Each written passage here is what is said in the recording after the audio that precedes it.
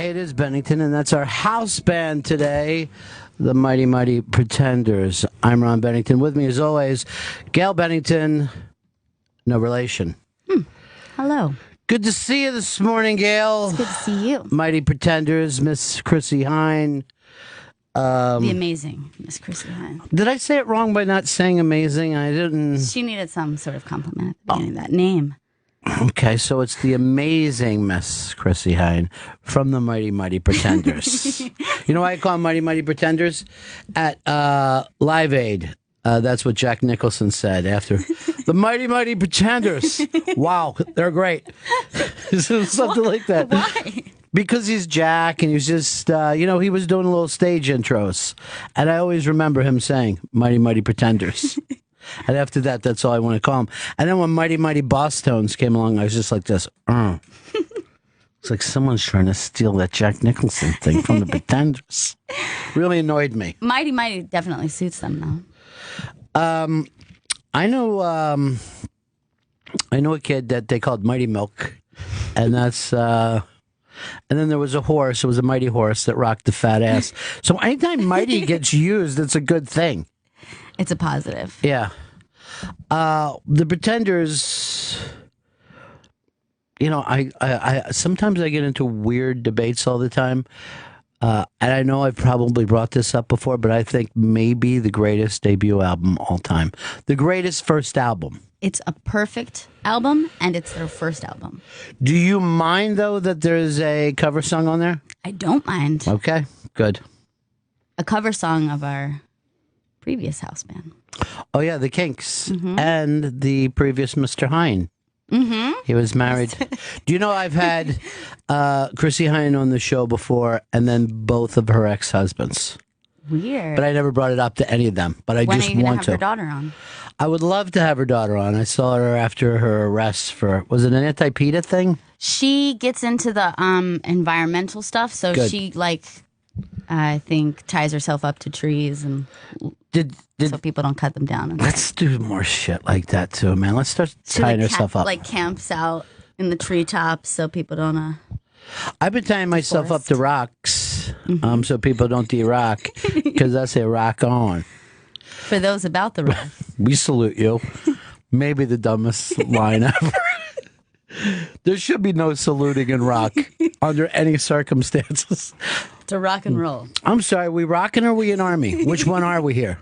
It's a very formal greeting for rock. It is. We salute you. But the debut album, well, here's the funny thing about the debut album. I'll just say this. If you look at the Beatles and the Stones and Elvis, like those guys were kind of growing up when they were trying to put together albums. Yes. So you have to get into the rock a little bit before you could even say greatest first album. Because most guys didn't even know they were making albums. I don't even think the Stones knew they were supposed to write songs when they put their first album out. They were just throwing it together. Yeah, somebody had to say to them, okay, now write, But Pretenders came out like a fully fledged band. Done. They were done. I think that she had an idea of what she wanted to be and the sound that they were going to have, and they had it to write songs when they put their first album out. They were just throwing it together. Yeah, somebody had to say to them, okay, now write, But Pretenders came out like a fully fledged band. Done. They were done. I think that she had an idea of what she wanted to be and the sound that they were going to have, and they had it right out the gate. Do you know, I even tried to say to her this exact thing. Like I said, I think maybe the greatest debut album.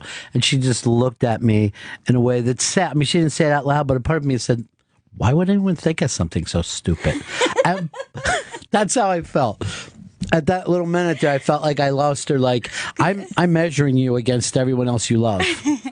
Because she's just thinking... You think she was just not getting the compliment for herself? Well, she loves rock and roll. She and I ended up mainly talking about radio. The kind of radio she listened to when she was younger. She seemed like she was, before she was a rock star, a fan of. Yeah. You know what I mean? Like, well, she wrote, too. She was like a rock journalist. Oh, that's cool. which I always want to be. You know, one of my favorite people to see around Sirius XM is Dave Marsh from Rolling Stone, because I read so much of his stuff when I was younger. And then I used to think writing for Rolling Stone was about as tits as you could get. I got to go blind to some of these calls here. I don't know what happened with my young producer today. He did not put my team together. Hi, you're on Bennington. Who's this? Hey, it's Brian. What Hey, about Brian. the Iraqi army? You said you wanted to, there's too much looting in the army and rocking and those about to rock. How about the Iraqi army? So for those about to rock, the Iraqi army. I don't think that they're the rock types. No, I think you'd actually be stoned to death, which is also ironic because it's Rocky rock army. You know, that is so crazy. And then when you said a little ironic, I was thinking a little too ironic. It's like rain. Don't you think? That was a big first album for her, huh? It was huge. That may have been like the biggest first album had. Maybe them or Boston. Mm-hmm. It was my first concert too from that album. You can't get better than that. Yeah. And your arena. You were a big arena, right? It was like a huge, yeah. Yeah, that was actually the largest concert you probably went to. Nathan in Brooklyn. Hey, Ronnie, how you doing? Good. Good morning, Gail. Good morning. Yeah, you know about Andrew Oldham had to lock Mick and Keith into a room overnight, and told them he was not going to unlock the door until they wrote a song together. It's crazy when you really think about it. Yeah. And like their initial thing, and I had talked about this from like even Ray Davies from the Kinks, they found out like, hey, if we could at least write a B-side, we'll get more money. You know what I mean? Like, the publishing, that's what they started thinking about. So they were like, let's get something going. We just know how to cover. And then all of a sudden to, write the kind of songs that all those guys wrote. Yeah. I also think there was a time that, like, it took the album to become, I don't know what I'm saying, but I feel like first it was about singles and songs, and it took a while for the album to become the piece of art. You know what I mean? I would say like 66, I would say Pet Sounds. Yeah. I think after Pet Sounds, everybody else said, okay, I get it. Right. Big album. Yeah, start to finish. Yeah. And it tells the story or it goes on. Not that there weren't a lot of albums before that and people put a lot of good stuff out. But I think after they saw that, they were like, oh, okay, I got you. Yeah. Pet Sounds. Set the bar. Sounds that the pets make. I get it. All right, Wrecking Crew. Okay. You haven't seen the Wrecking Crew movie yet? I haven't. Sometimes you just really frustrate me. I really want to. Forget it. No, I'm Sorry. going to. No, who cares now? Ralphie in Ohio. You're on Bennington. Hey, Ronnie, greatest ever. Hey, and your show's great. Love it. Hey, what about the Kiss Army? I mean, that's an army. So The Kiss Army is an actual army. And I was asked to join the Kiss Army when I was younger and ended up going to Canada instead. I just couldn't do it. I couldn't be part of the Kiss Army. Here's Aaron. Aaron in Canada. Mr. Ron Bennington, how are you? Hey, what's up, dude? Not too much. I just wanted to correct you. I don't call to correct people on the radio much, but No, I want you to. Alanis Morissette was actually a cheesy teeny bopper, and she had an album out up in Canada here way before that album. Good call. I missed that Canadian was not import. her debut album. Not that I'm a big fan, but No, it's a very good call because if you put out an independent album first, you know what I mean? That's why there's a lot of people that you can't throw that in. And having the perfect debut album, as the Mighty Mighty Pretenders did, it has to be done straight out of the box. Nothing else. I'm going to ask you this. I wouldn't count, even if you were in other bands, and put out album. Like I wouldn't say, oh, Crosby, Stills and Nash, great first album.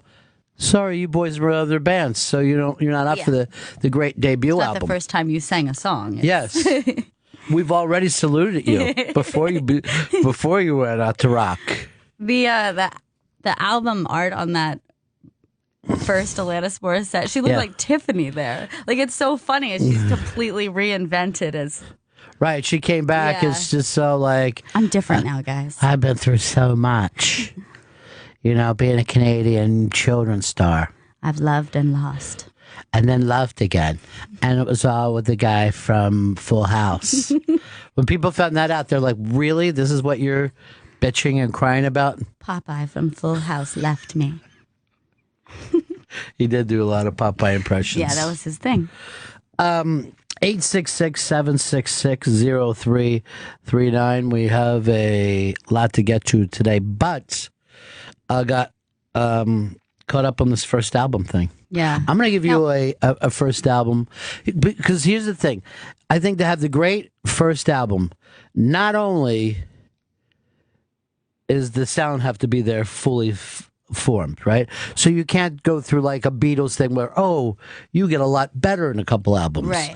I want an album for a first album award winner to be almost impossible to follow. Right. Like, I don't know why we went on after that first album. We said everything we needed to say. Well, for me, I think of The Strokes, Is This It? It's a great. It was a great first album, fully realized sound. You know, they had other good albums after it, but it was... They couldn't follow it. I don't think that they ever could. No. It's tough to follow. Also, I like a sound no one's heard before or hasn't even heard in a long time. Yeah. Black Sabbath's first album, where people had to go, what? Wait, what? What just happened? Did the devil make an album? And is he walking around now? I mean, we were saluting rock, but now I want to run from it. Satan is among us. It really, it really was just a very unique sound. I think the Doors' first album. Perfect album. Crazy. Yeah. Crazy first album. I guess you've also got to figure most of those guys and girls who died young and had great careers. Probably the first album was pretty solid because there was such a short window of making music. All right, you're basically talking about Mr. Jimi Hendrix when you say that. Exactly. Mr. Jimi Hendrix, where everybody went, what was that? Oh, it's gone. Mm-hmm. Boom. And that first album is unbelievable. Are You Experienced is the first one? Yeah, well, let's look at it. But you know what? The thing is this. He doesn't... nothing sounded like him before. Yeah.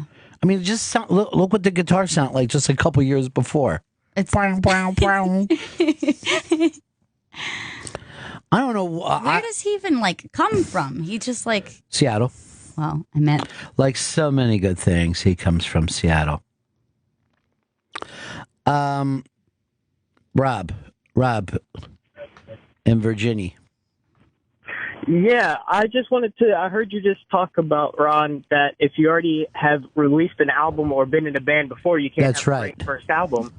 What about Dave Grohl and the Foo Fighters? Yeah, that doesn't count. Foo Fighters has a debut album. Very different from, I wouldn't say, oh, it's not a debut album because you played drums in Nirvana. Oh, because you're saying because he played all the instruments and sang and he didn't do that before. I might give Dave Grohl the asterisk as being somebody who I will say your Foo Fighters album might be very unique and you may be able to fit into you may be able to get around look, let me just say something here. I'm here to push this conversation along, not stop it. I'm sorry, Ron. Ronnie. But here's the thing. Are you giving him any Nirvana credit for first album? Because he wasn't on that, was he? He wasn't on Bleach, was he? He was not. Thank you. But thank you, sir. So, No further you questions. do. You may step down, sir. You may step down. We are Bennington, and we fix everything. Hashtag Bennington on the Twitter tweets for all the Twitter followers, and if you'd like to give us a call. And the phones have exploded here this morning because sometimes you take a conversation like this, and it's so goddamn important that it's bigger than if people are flying planes into the Alps or buildings are exploding all around us in New York. You're talking about debut albums and how important that is. You can always come here to Bennington. Be safe from the world outside. Safe, because it's so scary. It's so scary. Talk about some tunes. Yeah. Talk about some movies sometimes. Just, chill out. Yeah. We'll talk about movies of tunes or tunes that have been made into movies, which is a rare feat. Actually, I could get into that. It's either movies that should be songs or songs that should be movies.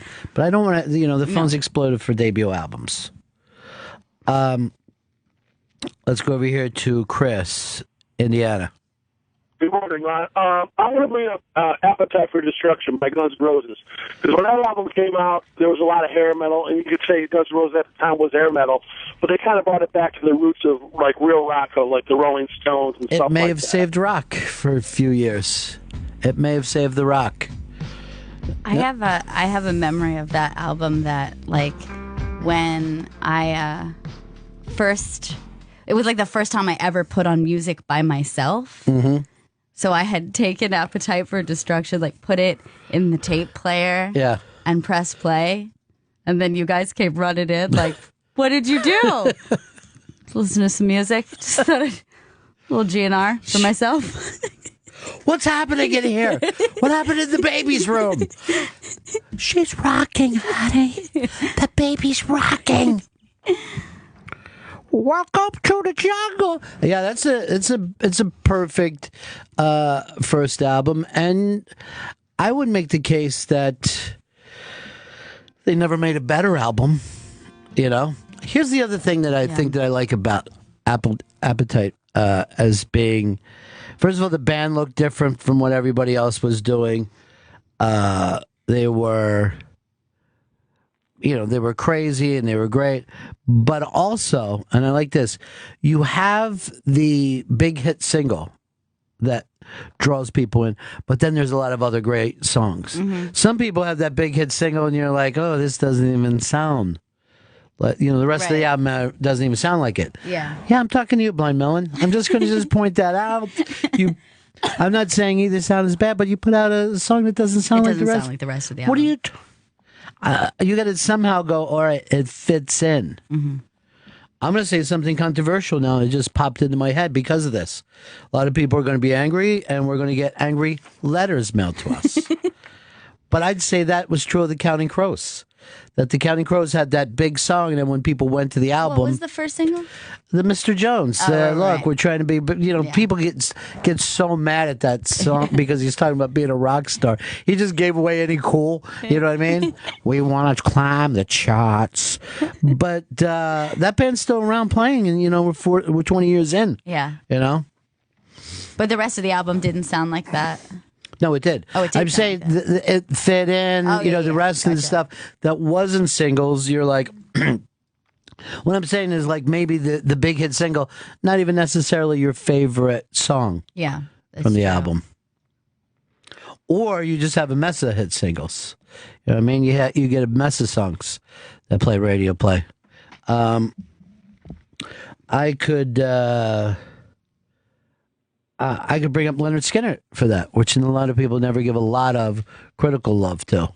Their first album is... yeah, it's got all the great stuff on it. It's a single medley. Yeah, DJ's backing me up now. Hey, DJ. Hey, Ronnie. I just saw you pop up. I don't want to steal your thunder. Give it to me. How about Leonard Skinner's debut album? Yeah, I was just saying that. It's actually really, really great. And a lot of people... Appetite for Destruction be disqualified because LA Guns had the album out? No, I don't. Because it wasn't that. It wasn't an album that people knew the way we're talking about, like Crosby, Stills, Nash, and Not Yet Young. They could have, if we didn't set up these parameters, they might have been on the charts twice. We added Young. This is our second debut album. We're a new band again. You know what? Maybe if we took our band and put Neil Young into it, it would get even better.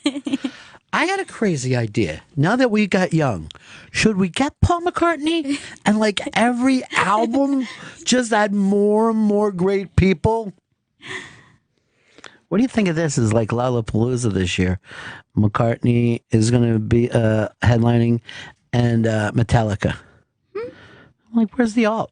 Yeah. Thought it was supposed to be. I thought it was those about the alt.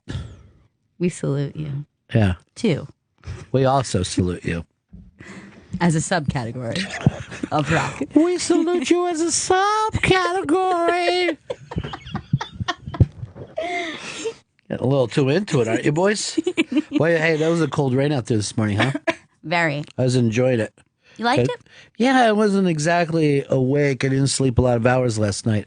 So when the cold rain hit, I'm like, okay. It's like morning coffee. Yeah, it's like a little morning wake up. Didn't get much sleep? No. Well, I'm very, very busy right now with this, Sweet 16 going into the Elite 8. And I'm needed to be there for every game. Yeah. They need you.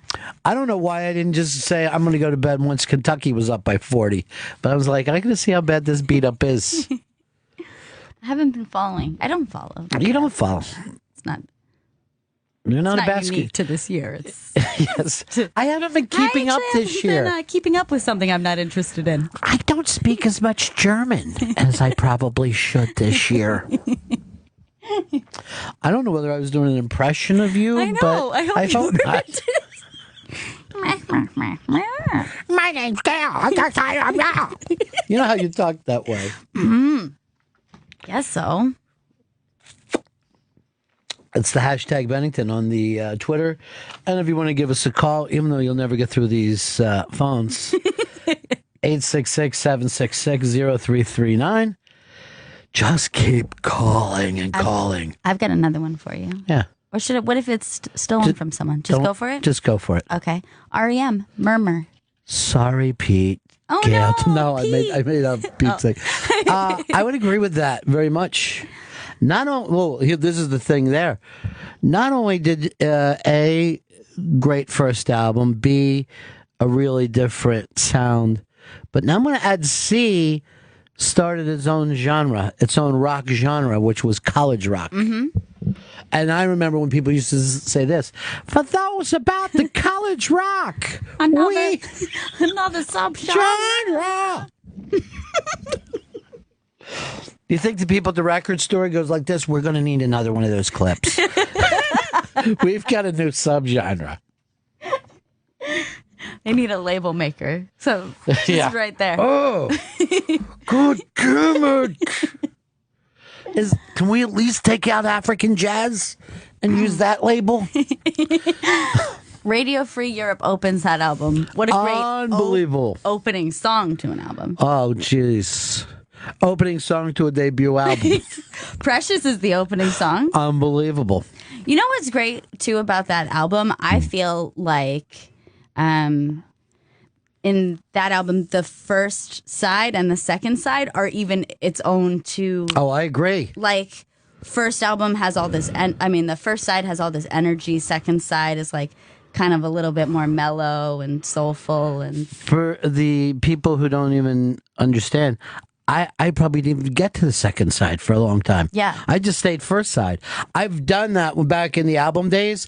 I'm just like, haven't gotten around to the second side. First side's so good. Why bother?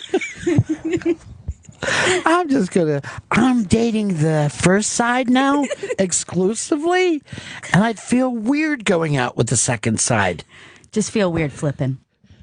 But I have specifically about the Pretenders' first album. Yeah. I have had I'm really in the mood to listen to the first side of the Pretenders album. I've done that. Specifically put it on. I do that with a lot of albums. But yeah, that one is to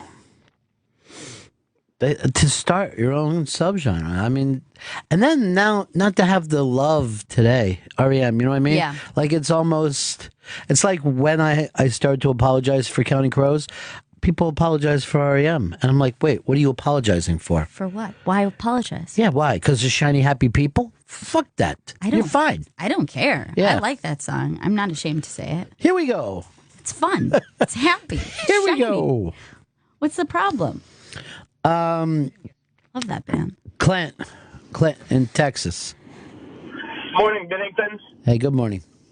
So I was gonna throw in Weezer Blue. Good call. I mean, I could listen to that from front to back. Also, I was gonna say, Gail, have you ever listened to Room on Fire by the Strokes? Yes. And you don't think that's better than the debut? I'm just saying. The point was it's a solid first album. It doesn't mean their other albums are bad. I'm just saying they came out the gate with the right sound. A lot of heat. Yeah, you could make the case, like when I even brought up The Doors, which maybe was the first of the debut albums. Right. You can make the case that that's not their best album. Yeah. Doesn't necessarily mean it's their best album. It's just a great first album. But you've got the entire sound of the band. Yes. And that's where you went in with Black Sabbath. And you can definitely say that about the Strokes. They had their sound set by their first album. And they did a little bit variations on different albums, but I think that they really came out of the gate with this. Yeah, they did. They did a hell of a job. I salute them. I salute you. Mark. Good morning, Ron. Gail, how you doing? Hey, what's up? Hey, Van Halen 1. It's actually a good call with the Van Halen one because, you have that whole new, that tapping style of guitar, you know what I mean, was on that. I see you making a little face I'm just trying to remember what's all on the first album. Running with the Devil, You Really Got Me. Yeah, it's very strong. Solid. It's very strong. Let's go ahead. Running with the Devil, Eruption, You Really Got Me. And talking about love. And plus, like I said, there was a whole new sound there. Mm-hmm. Like what he did with the guitar in that first album. Yeah. By the way, they're going on, I forget what show, I think Jimmy Kimmel. First time ever they were on TV with Diamond Dave in their entire career. Really? Yeah. That's shocking to me. Well, back then, where were they going to go on? The Tonight Show in 78? It wasn't going to happen. Yeah. And then, Dave was out of the band by 84, I guess. Ponytail Dave. Ponytail Dave. Is that what that was your name for him? That's what I called him, yeah. I had quite a crush as a young toddler on Ponytail Dave. You did. And that's because that's when he was in this whole Bolger Bop. But I remember one time he was on like MTV and you're like literally a toddler and you're all happy and you're jumping around and then it went on to the next song and you started crying. And I was like, right now just thinking of it. I was like, I don't know what to tell you. They're not going to give him a rock block. It's hard to explain things to children. It's hard to tell children to like anything because they'll just cry when it's not on and then ruin it. All right, that's it. No more rock. No one's going to rock now because of the tears.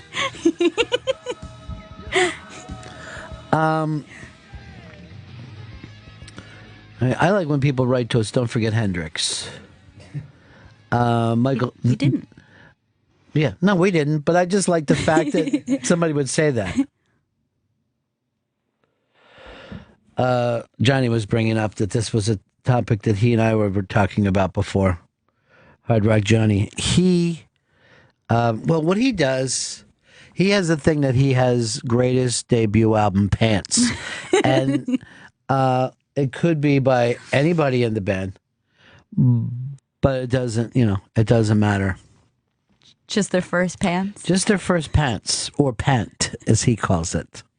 Like little baby pants? Your pants. Yeah. Well, I got pant from watching, what's that other big show that the people they sew and then they're voted off? The Fashion Police. Show. The fashion show. No. For those about the fashion. Project Runway. Yeah, that's it. Project Runway. It's a great pant. It's a wonderful pant. You will be making a pant this week. Marvin, Bama. Hey, guys. Good morning. Good morning. Hang on. I'm trying to get the speaker. Yeah, the Police's first album, Lemsden Moore's had Roxanne on it. It's a great album, I thought. I thought it was different at the time. That kind of, I don't know what. Well, it was different if you've never heard black people play reggae. And Ron, can I ask you one more thing? This is whiter than I'm used to. It's whiter and lighter. Can I ask you one more thing? What? You were talking about that stupid lyric, for those about to rock, we salute you. Has there ever been a song that uses the lyric rock and roll or rock that's really worth a crap? For some reason, I disagree 100%. If I will go so far to say this, if you have the term rock and roll in your song, I probably love it. Yeah. Yeah. It makes sense. I can only think of one that stands out as bad. What's that? Old time of rock and roll. Okay, you got me. That's kind of corny. Yeah. But I think usually it's a good thing to say. Look, one of the greatest debut albums, if not the greatest, the Velvet Underground, when they did the song Rock and Roll, perfect. I think that might be the definitive answer to this whole thing, might be. What's that? Velvet Underground and Nico. What'll happen out to walk? That might be the best. All right, let's go over this entire concept. Give me all the songs on this. Make it large so we can see. Sunday morning. I'm waiting for the man. Femme fatale. All right, not only that. Then Venus and Furs. Jesus Christ. Yeah, it's insane. Heroin. There she goes again. Bananas. And oddly, they had a banana on that one album. Mm-hmm. That's this is actually amazing. How that term started. After that album, people started to say things were bananas if they were wildly good. It's insane. This could be. This is crazy. You might be right. Definitive. I just think if I could get into a time machine to make out with Nico, I think it would be well worth using the time machine. But here's the thing. What if Edie Sedgwick walked in? I'm like, I don't. This is so weird. This is awkward. Yeah. Let's just forget this happened. Nico's the coolest. She's pretty damn cool. Beautiful too, right? Just stunningly beautiful.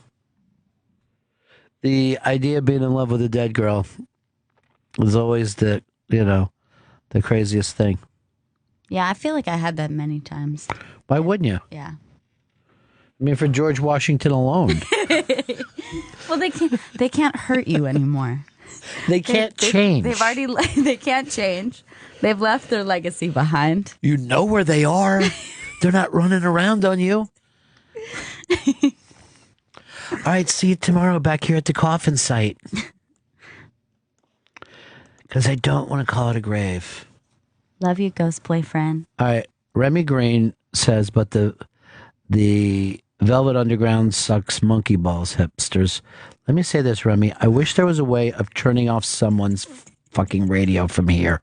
If I could make an invention that would make the world better, like you would look over and see someone who fucking wrote something so douchey and then added hipsters as if that made it. You know who you sound like, Remy?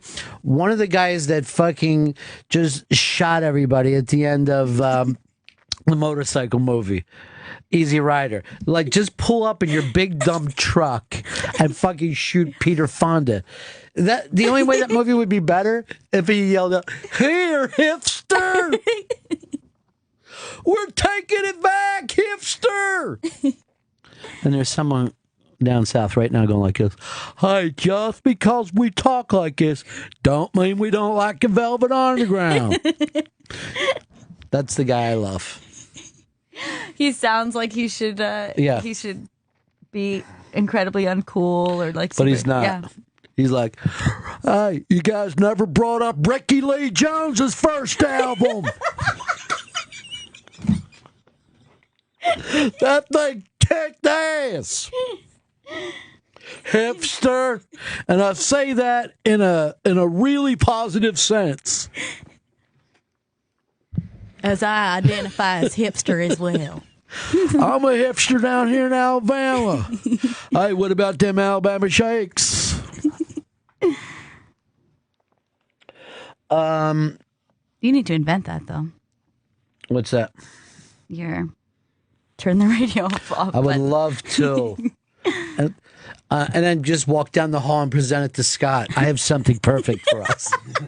Someone gives a bad call, just so stupid, and we just disconnect our radio from here. And he's like, that's not what we're trying to do. We want more listeners. Yeah, but some we want to get away from. Like, prune it.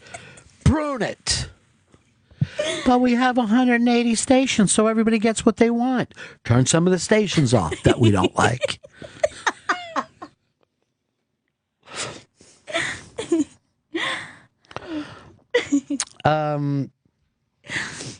Hey, Garrison.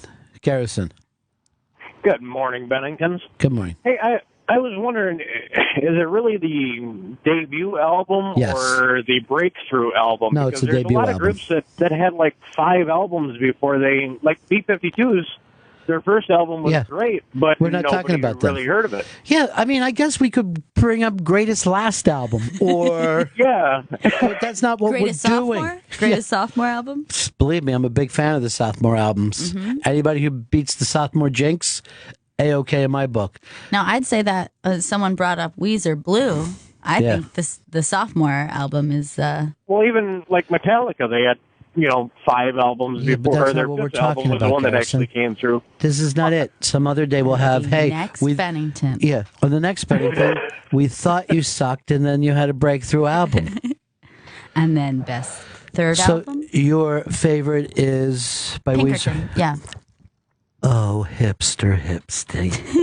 Because that might have been the first hipster album where you were saying Pinkerton is my favorite. Well, it didn't sell except for the sensitive people. I think it's Weezer's Pet Sounds. I think it's their Pinkerton sounds. That is, it's a great album. It's a great album. The Blue album is great. It's a good debut album, but this is, I think, their best album. But you know what's really funny? People that like Pinkerton will just start running down the Blue album. Oh, I'm sorry, it's none of the pop shit that you like. You're like, it's the same band. Why are you turning on them? And then they came back with Green, and everyone's like, aha, okay. you're back. All right, let's see where this goes.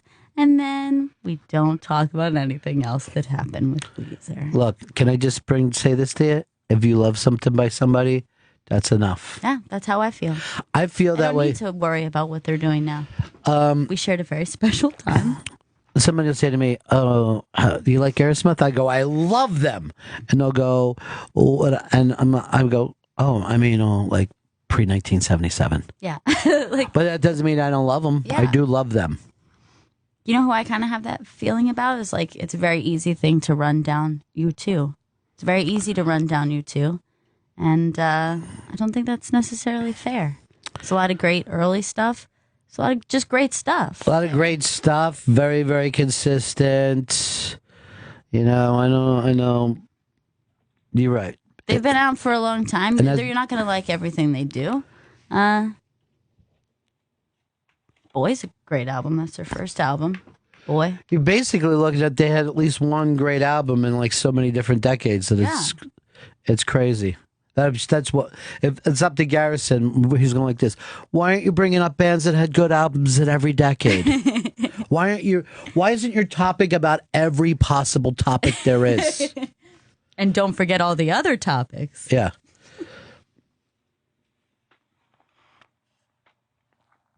We drive people crazy. Sarah in Garden City, if there is such a place. There is. It's on Long Island. Sounds like it's Eden. I live in Garden City. Imagine. Yeah. That would be lovely. Well, good morning. Good morning. Good morning. How about Oasis's first album? Definitely Maybe. It's great first album. Great. Had like 4 Did they ever even follow it properly, you think? What? Do you think they ever even topped that first album? No. Topped it? No. Followed it very well with What's the Story, Morning Glory. Right. That is. Yeah, that's also another classic album. Yeah. It's really a great band that a lot of people act like they suddenly hate it. Like, I hate those guys. Turned hard on those guys. Yeah. Yeah, well, they're over now anyway. Well, nothing's ever over in the world of rock. Hopefully. Okay. But again, they're like, they hate each other, and would beat each other up backstage. Yeah, but that has nothing to do with me. I don't care if people get along all that well. You know, I was watching the other night. I caught The In-Laws on Turner Classic Movie. Such a great movie from like I think '79 or something. And then afterwards, Alan Arkin was doing this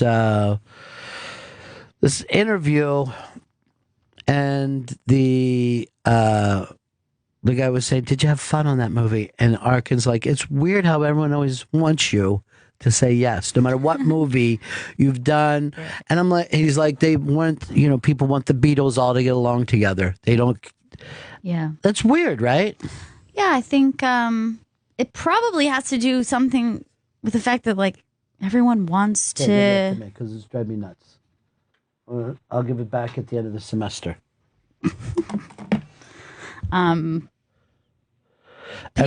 Everyone wants to be a musician. Everybody wants to be an actor. You know, like maybe that it's that you have this fantasy of what that job is like, and so you want it to be fun. You just want it to be all a party and. And they want everybody to be best friends. Yeah.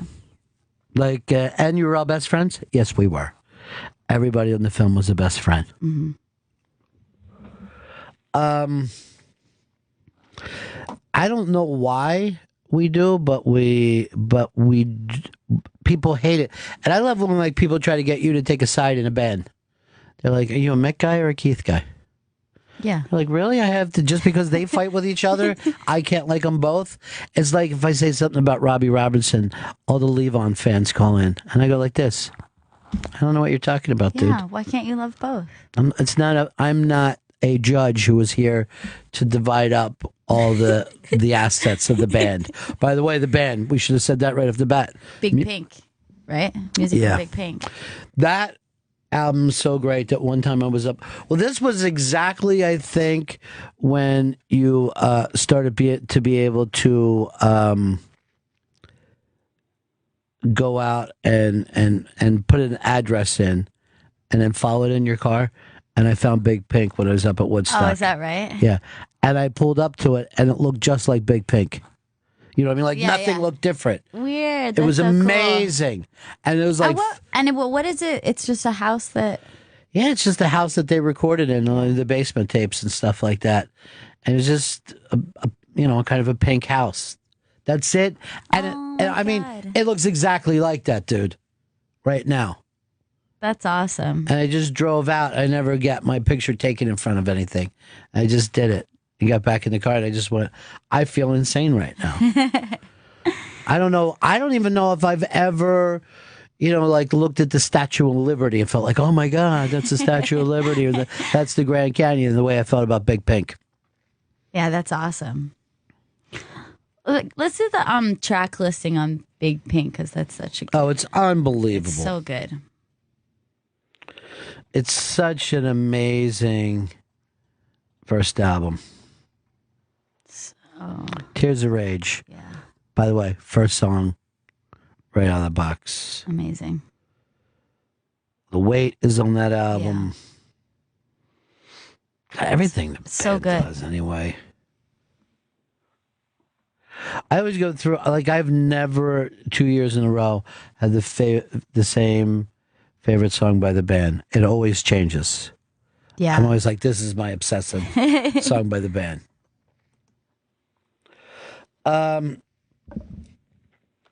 Slate said one that a lot of people have called in with, but I don't have one up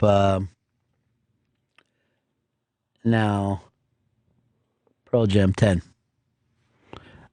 I know you're not a Pearl Jam fan, right? No, but you're a Nirvana. You're one of those people that divides. I don't have to pit them against each other, but if we're going to, why would we?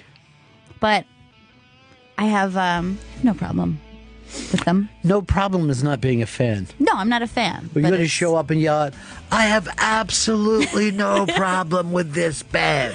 Look, there's a lot of big songs on this album. It's really, they're one of those bands that if you went to see them, you're like, I hope they do a lot of stuff from the first two albums. Could you play more of your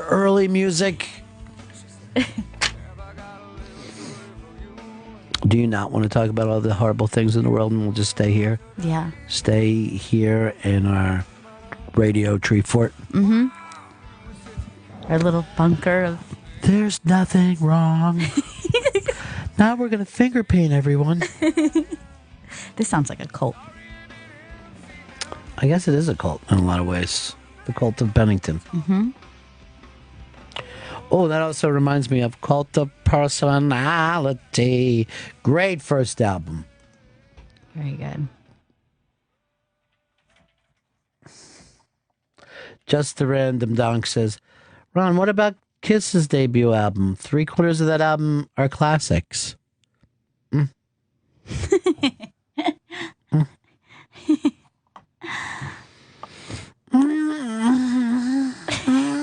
You don't feel good about that? I don't want to say anything. Don't want to comment. I always say, if you can't say something nice, don't say anything. Mm-hmm. Wait, I never say that. No. I say look for the weakness and enjoy. Chris in New Jersey. Get them in the crosshairs and then take them down. Yeah, I know it's not Appetite for Destruction or Jimi Hendrix, but Rage Against the Machine's self-titled album off. First of all, there is a great YouTube video of them at some college where they just set up and played for free when they were like kids. And you'll just see people just walking to their classes behind them. I think it may even be like the first time that they ever played together. Really? Yeah. And they were just in some kind of like little square of the quad or whatever these colleges call this stupid shit. Are they playing any of the songs from They the first sounds album? just like wow. themselves. Yeah, this is it. Now look at everybody just walking past Rage. Not stopping. And like within a year they're going to be, a giant band. That's crazy. They're just walking to class.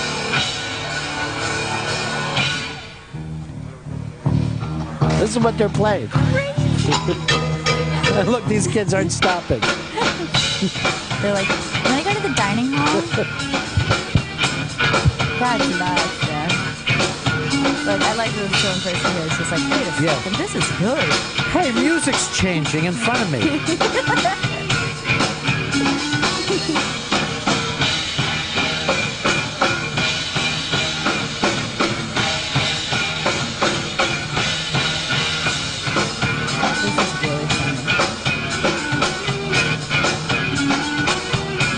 Isn't that amazing? Like it could be the school that I went to. Yeah, I know. It's like some Santa Barbara thing. Where one or two... Yeah, the girl doing is probably a girlfriend that's up front. Like, hey, I thought it went great. I was talking to some of the guys in the quad. Some people stop for like a full song. So that was cool. How amazing is this stuff? I thought we want one of those just like, another jam band. Like, they just think it's like... Hey, Train, what's the name of this for people who are looking? What's the name of this YouTube? It's Rage Against the Machine first public performance. It's amazing to have that. So cool. Look, now we've doubled in size. There's got to be at least 6 people listening to this right now. Listen, I'm decided with fraternity I'm going to rush. That one girl just like bopping her head. Like, she's just like, all right. I don't know what's happening here.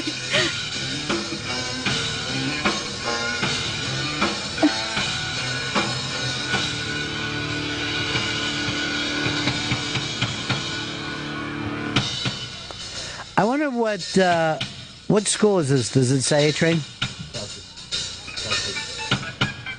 Cal State Northridge. 91. 91. So, but by 92, they were a gigantic band? That's crazy. Remember your cousin was obsessed with them? Just obsessed. I remember that he was staying over our house, and he was going to bed with huge headphones on, huge cans, blaring Rage Against the Machine. Like, that's not sleepy time music. It helps me sleep, relaxes me. But now he's just 100% Bob Marley. Yeah. Ty in Washington. Hey, I've got two of them for you guys. NWA, Straight Outta Compton, and Daft Punk, Homework. Well, first of all, this is why people should never give two of anything, because you kind of cover up the first one. But NWA, Straight Outta Compton, made an entire country go, uh-oh. Yikes. Uh-oh. They have automatic weapons, and they're mad at us. And they're coming straight out of Compton. They're not staying in Compton like they used to. Yeah, that's a great one. I remember one night Patrice O'Neill did the Jimmy Fallon program, and he just starts talking about how afraid he was. He starts talking to the Roots about how scary that first album was. That's so by funny. NWA. Now, what year is that? Is that an 89, a 90, something like that? The year Straight Outta Compton came out. That, this is like a year earlier when hip hop used to sound like this. Well, my name is Jay, and I'm here to say, yo, yo, yo. And we're like, what harmless music? And everyone's dressed so colorfully. It's 88. And then, seriously, it's like the Fat Boys were 2 years earlier. And all you're saying, like, ow. Who's this very Ice Cubed? Rip, rap, ribbity doo. Rip, rap, rip, rip, boo. When I was a kid, we had a DARE representative deputy who would come to our school and talk to us. And she would talk about things that were dangerous to us, which just made us really interested in the things that she talked about. Everything she said sounded cool and exciting, and then we went forward and looked at it. And one of those things was this album. Wow. So we were, obviously it had come out like years before. This would have been like early 90s. And she was like, and they have a song where they say the F word to the police. Is that something cool to say? And we're like, that sounds pretty cool. And we all started being like, let's listen to we got to find that album. That's why you should never tell kids anything. Passing it around like, we had made tapes for each other. Finally, something we can enjoy. This I can get behind. Now, do they have anything to say fuck the teachers, or... Because that would really be good. We got a break here, but Gail, you turned me on to... Well, I'm not a true crime guy, but you got me into Jinx so bad. And then Jinx had the greatest ending of any TV show in history. It did, and it's been incredibly insane ever since. It's been crazy. I got a email from a gentleman who was a prosecutor in this. His name is Kevin Hines. And he says in this that a lot of people have asked him to come and talk about it, and he's turned it all down, but he wants to come on our show and talk about Robert Durst. That is awesome. Yeah. I'm excited about it. He was the one who came up with Robert Durst needs to rehearse. Do you know somebody actually said that one of the newspapers put out that Robert Durst was arrested for these murders, and he's the former lead singer of Limp Bizkit. It's so crazy. And last night I saw that Fred Durst made a T-shirt or something, and he's wearing it that just says "Not Robert." Ugh. You should get a T-shirt that says "Not Fred."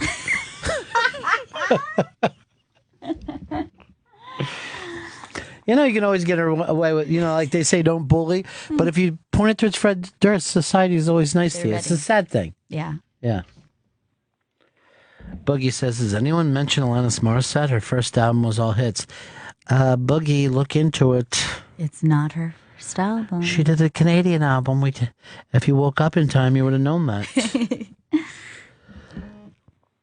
Set your alarm clock a little earlier So we're going to have him back. We're going to have him in this morning and talk a little. Robert Durst, have you lost your obsession with it, or are you in the same place? I have not. I have not lost my obsession with it. And I feel like the world is catching up to the obsession. Like now all, friends and coworkers, all of a sudden they're talking about it. I was like, yeah, I've been talking about it this whole time, trying to get you all involved. But now I feel like I hear people talking about it everywhere. I hear people in restaurants. I hear people on the subway talking about it. I think they're a little late. Yeah. I like the way the other news channels just feel like they can take it away from HBO. And they'll just like ABC will do 20 minutes on it. You're like, that's... And now, who knows where the trial is going to play. All right, so we will be back with one of the prosecutors, I guess, from Westchester, Bestchester, Mr. Kevin Hines, to talk about Robert Durst and how they let him slip through their fingers. It's Bennington. This is Bennington, Opie Radio, XM 103, Sirius 206. It is time for you Apple Friends. The Mighty Mighty Pretenders. You better stop suffering now. Stop. What a great song. What a great band. So good. That was all part of our debut albums, but now let's get back into the TV show, real life drama, that is Jinx. The weird, wild history of Mr. Robert Durst. We got a gentleman who was and still is, I believe, a prosecutor in Westchester, where I guess they failed to prosecute him for his wife disappearing. Yeah, I think that they were not able to completely lock it down, and I think this was probably around the same time that the second murder occurred, is when they were reopening that. The Galveston murder? No, the Susan Berman murder. Wait, the Susan Berman was before Galveston? Mm-hmm. But didn't show up that way in the movie because... Yeah, like it was another backwards. Yeah. All right, good call. Kevin Hines is going to be here. Is he ready to come by in? All right, from the Jinx, HBO.com for more information on the Jinx. Let's bring in prosecutor Kevin Hines. Of your legal papers. Kevin, explain to everybody what exactly your position is. So, back in 2001, I was asked by Ginny Pirro, who was the district attorney of Westchester County, to take over the investigation of Kathleen Durst's disappearance. And that began an odyssey of a bunch of years of me figuring out who Robert Durst was and trying to find out, if he actually killed his wife. See, for a lot of us, we don't know exactly. When you guys aren't in court, we don't know how much you're still pursuing cases. Yeah. So when you have a case like that, which I guess would have been almost a cold case by the time you got it, how much of your thinking does that take up? Well, I mean, she disappeared in 1982. Right? So the original case was investigated by the New York Police Department because they thought that she had made it back into Manhattan. When you get a case like that, that's a cold case. It's like 18 years later now, 19 years later when I got it. It's basically just a box of dusty files. Right. And so you take it into your office, you break it down, you start looking to see what you have, you try to find if witnesses are still around or available, and you do your best to try to put it back all together. It's like a puzzle. And our main task was to try to figure out where she was before she disappeared and where possibly she could have gone after she disappeared. And we did that by following a lot of the phone records, a lot of the testimony of other people who had been interviewed by the detectives, and trying to talk to Durst and his family, which was unsuccessful ultimately. Because there's this bubble around them. Well, I mean, at the time, Robert Durst was still represented by counsel because in 1982, when the detectives were trying to interview him again for a fourth time, he retained counsel. So nobody could talk to him since then. And when I picked up the case later, he still had counsel. The family itself, the Durst organization, is an extremely powerful family in New York City. Yeah.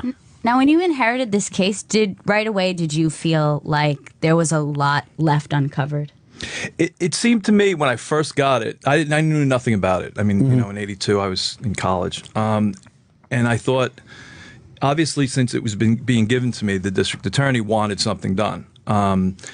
But when you look at a case like that, the worst thing you can do is go after somebody who is not guilty, right? Right. And because it's just not something that we try to do. I mean, it's hard enough to convict guilty people. Convicting innocent people is much harder. But, what I thought was it was very suspicious that he had reported his wife missing 5 days after she was missing. That's what smacked me immediately. Mm-hmm. And once I started looking into the case and being able to figure out and build where he was every day since she disappeared, it became more and more suspicious. So that's when I really, I had an investigator with me. It was the district attorney said you can pick whatever investigator you wanted, and I picked a former Bronx homicide detective, Eddie Murphy, who was he's in the doc too, but he was just, a go-getter. And together we tried to uncover it we had other investigators also. But do you say to each other, okay, we can't cross a line, we can't mess this up, because he's a powerful family? I mean, that immediately you understand that he's represented by good counsel, so you don't want to mess it up. Number two, it's going to be a gigantic press case, right? And that's unfortunately in the criminal justice system, that means something.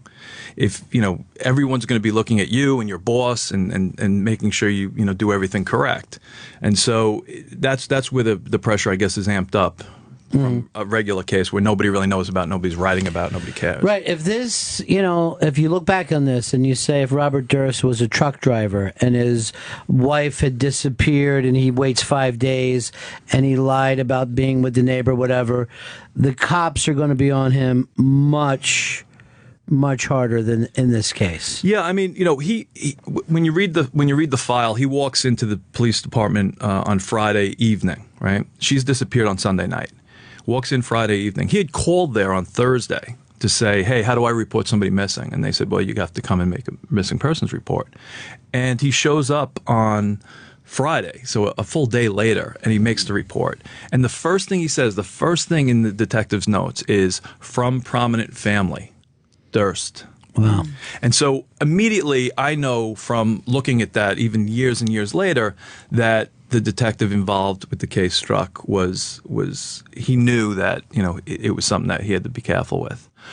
The interesting thing is that there were things that probably should have been done early on that would have helped in the 1982. I mean, the first thing again, that your wife goes missing, she's missing for a couple of days at that point. You don't report it for 5 days later. Right away, he should have been all over that.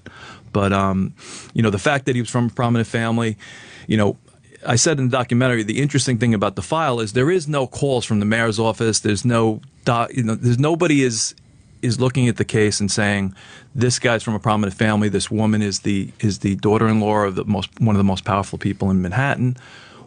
So it's absent that, which to me was always strange. Yeah. So either there were calls being made and not documented, or there weren't calls being made and the detectives at that point took that to mean something. This guy, Seymour Durst, was very good friends with the mayor at the time, Ed Koch. Mm-hmm. His daughter-in-law is missing. There's not one piece in the file of, downtown's interested. The police commissioner called. Nothing. And that's what really made me think that, something was not right when I looked at that. And Murphy said the same thing. He was like, this is so strange. But yeah, go ahead. Also, the first time around with the case, it seemed like a lot of things were documented but not followed up. Like the neighbor saying that he had a drink with the neighbor, but he didn't, in fact. And also the doorman who there was an idea that he had seen her and then he had never. Was there just a lack of follow up on the initial? It's always hard to look at an investigation and point fingers on what went on. Mm-hmm. I can tell you, though, that there are, certain things that you would have wanted to be followed up on. Certainly him, he does so many weird things when he first shows up. So he waits 5 days to report her missing. He then, tells the detective this story about having a drink with the neighbor and calling her from home. And that's how he supposedly knew that she got into the city. And almost immediately we know, and the detective knew, he never had a drink with the neighbor. Yeah. And he never called home. There was no phone records that showed that he called from South Salem to Manhattan. And so immediately your crime scene can shift at that point. You know, one of the reasons when you have a crime scene problem is that everyone thought in the beginning, because of what the potential defendant told us, the crime scene was going to be in Manhattan because she supposedly got back. But if you pull the phone records, if you look at the phone records from that apartment, she makes no outgoing calls at all. And she's somebody who, if you look at the phone records from the week before, she's on the phone all the time. And all of her friends say she's on the phone all the time. Mm-hmm. And so the first thing that could have been done was they could have dumped the phone records and find out were any calls made in, were any calls made out. And then you could have determined, you know, maybe she didn't get home, right? Eddie Lopez was the name of the doorman who told the detectives originally that, yes, I saw her come home. She came home at around 11 o'clock. It turns out that pulling the employment records or the schedule that day would have showed that Eddie Lopez wasn't working that day. So immediately he should have known that Eddie Lopez was probably taken care of in some way to say that, because he was not working. And when his own investigators then do their own investigation back in 82, they find the right doorman, and the doorman says no. Our detectives, you know, not mine, but in 1982, never found the right doorman. They never went and followed up. They took it at face value that this guy Eddie Lopez says he was working. He says she came home. We knew she came home. It's going to be a situation where the crime scene is in Manhattan someplace, and that was the fatal flaw in the 82 investigation. Because if you believe that she's in Manhattan and you believe that she's killed in Manhattan, no one's looking in South Salem, right? And that's where, you know, I believe that's where he killed her. But for that to happen was, you know, obviously it's somewhat shoddy. But I always thought that if something happens to the wife, the first suspect is the husband. Right. Is that just a cliche, or is that no? I true? mean, certainly, you know, since I've been in that business, and I'm not in that business anymore, but certainly when, you know, since I was in that business, yes. In 82, it's a little bit different, right? So you read the reports and you see that Struck, the detective, is saying things like, they had marital problems. There was some physicality in the relationship. There was some reports that, you know, he may have beat her up. And it wasn't like, you know, now we would be like, this is definitely the guy, right? But back then it seems like, you know, it wasn't that much. And you talk to witnesses about that in that era, they were like, he used to smack his wife around. It's no big deal, you know? But unfortunately back then it wasn't that. I mean, she had gone to the hospital a month before she disappears because he whacked her and she had an abrasion on her face. And Struck knew that pretty early on. So there were a lot of things that should have been total red flags, right? Mm-hmm. And they weren't, unfortunately. And because it was the 80s. It was the early 80s, and this whole place was nuts. It was just insane up here. I mean, the pictures that are in this file of them partying at different places, they were big into Studio 54 and all that stuff. And there was certainly, a lot of cocaine going on all over. Right. Everyone talked about these parties that they were having and how, there would be these fights at the parties, and that Bobby was a violent guy, and sometimes he would punch people out and stuff like that. But I mean, yeah, it was a crazy time. I mean, I was in college at the time, but I remember going into the city and seeing some crazy shit going on. But, yeah. Going to the city took a certain amount of courage. You know what I mean? Like I remember when people would really be like, okay, take off your jewelry by the time we get out of the tunnel, or they will beat us up and take it from us. Yeah. So when you got the case and then he started to pop up, what was the next thing? Was it the L.A. murder or the Texas murder? Yeah, so I mean, the way the timeline goes, and I got the case a little bit later. What happened was, so Joey Becerra, who was the trooper, so the case is totally cold, right? Yeah. Joey Becerra is this state trooper, real go-getter type guy, and he arrests a guy who's weenie whacking in his car. And when he arrests that guy up in Westchester, the guy, he's interrogating him on other stuff because that's what good detectives do. And he says, I can tell you where Kathy Durst's body's buried. And Joey didn't know who Kathy Durst was. So he then finds the file and he starts looking at it. And it turns out that, this guy is saying it's buried on Douglas Durst, the brother's, estate. They figured out that this guy was probably a lot of full of shit at the time, so they kind of put it away. But that, this Joey now having the file is what reopened the case. So he started doing his own investigation, and he brought it to the Westchester DA's office. They assigned a bunch of other assistant DAs, and at the time I had not gotten to the DA's office yet. I was still in my own private practice, representing drug dealers. So what happened was that the case, they start, working up the case, and it starts hitting the papers. And how that hit the papers is still a bone of contention. Nobody knows how that was leaked. But as a result of that leak, Susan Berman, the person who we believe knew everything about Bobby killing his wife in '82, ends up dead in L.A. She's shot in the back of the head. No forced entry. Doors are open.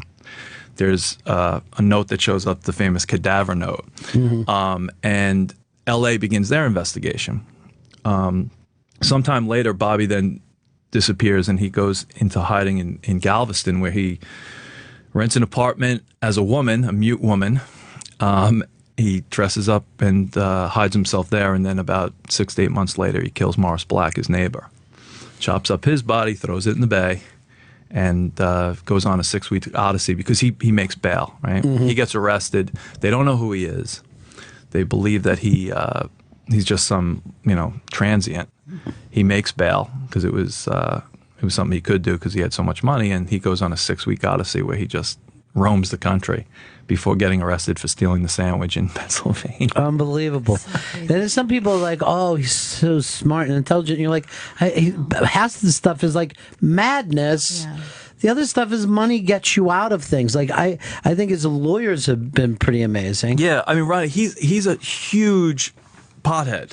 I mean, it's like we all went to college with these guys who wake up, they wake and bake, and then they're like, oh man, I forgot to do, like, that's who he is. And he's a list maker too. So like when we have all these lists of him like writing stuff down around the time Kathy disappears, like town dump, like shovel, just weird lists. And every time I used to tell people all the time that, they were like, how did he get caught in that? I'm like, the dude was stoned. I mean, he was just every time he does something stupid, I'm like, yeah, he was probably just, I know that dude, right? I was roommates with the guy, like, huh? Spicoli, right? Yeah. I mean, he had a lot of that. And when you listen to when he was in Pennsylvania jail, they taped all of his interviews and all of his telephone calls and all of his, every time he talked to people. And so I had to listen to like hundreds of hours of him rambling on like you see him in the Jenks. And it's like, okay, now I get this guy. He's just like, huh?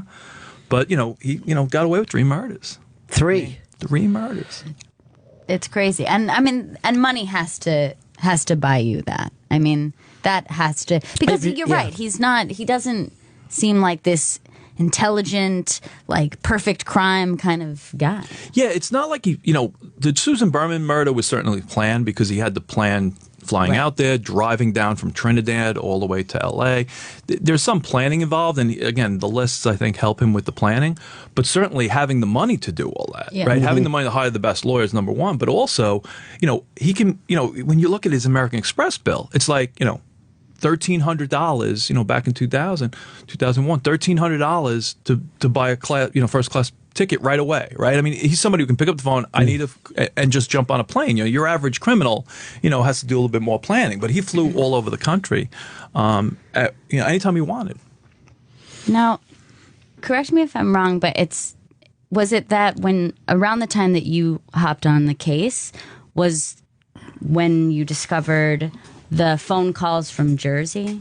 Yeah. The collect phone calls. So we had there was a bunch of phone dumps done back in '82, and so we had all that information, but it was really good investigation done by Eddie Murphy, really, that said, look, there are these collect phone calls, and he interviewed people who were working with the Durst organization at the time, and they said that there were 2 people who call collect. One was Bobby, and one was Seymour. And we knew that Seymour probably wasn't in New Jersey at the time, so we were able to determine that, or it was our understanding that was probably Bobby. Yeah. And those calls were made on Tuesday. So if you look at the timeline, she disappears Sunday night. He says he puts her on the train. That's bullshit, right? Monday is when we have him going to different convenience stores, buying stuff that you would buy to get rid of a body, and him making his lists. And then Tuesday is when we have the calls down in Ship Bottom. where he's made 3 collect calls back to the Durst organization. And everyone tells us that the Durst organization at the time, Bobby's the only one who makes collect calls other than Seymour. And Bobby admits that on the Jinx, right? And then he's got some weird, wild story that he says, like, oh, there was some other guy down there. That I mean, it's hilarious At to a watch summer that. home or something, right? Bizarre, right?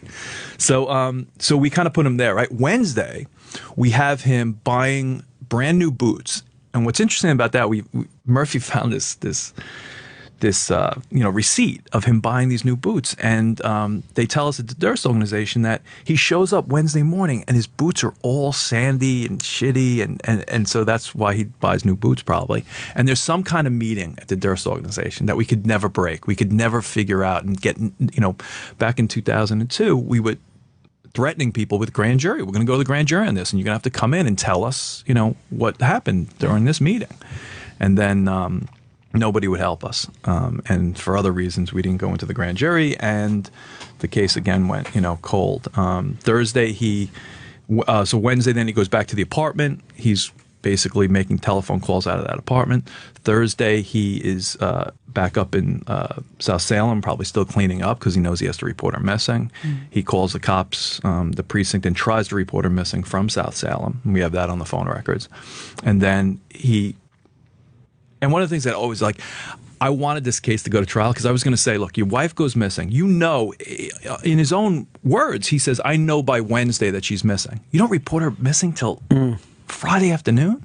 Yeah. And he says at some point, I got into the city early Friday, but then I had some business to attend to, so I didn't get to the detectives until 5 o'clock. It's bizarre, right? Nobody would do that in their right mind. But that's when he reports her missing, and they take a statement, and he goes on his way.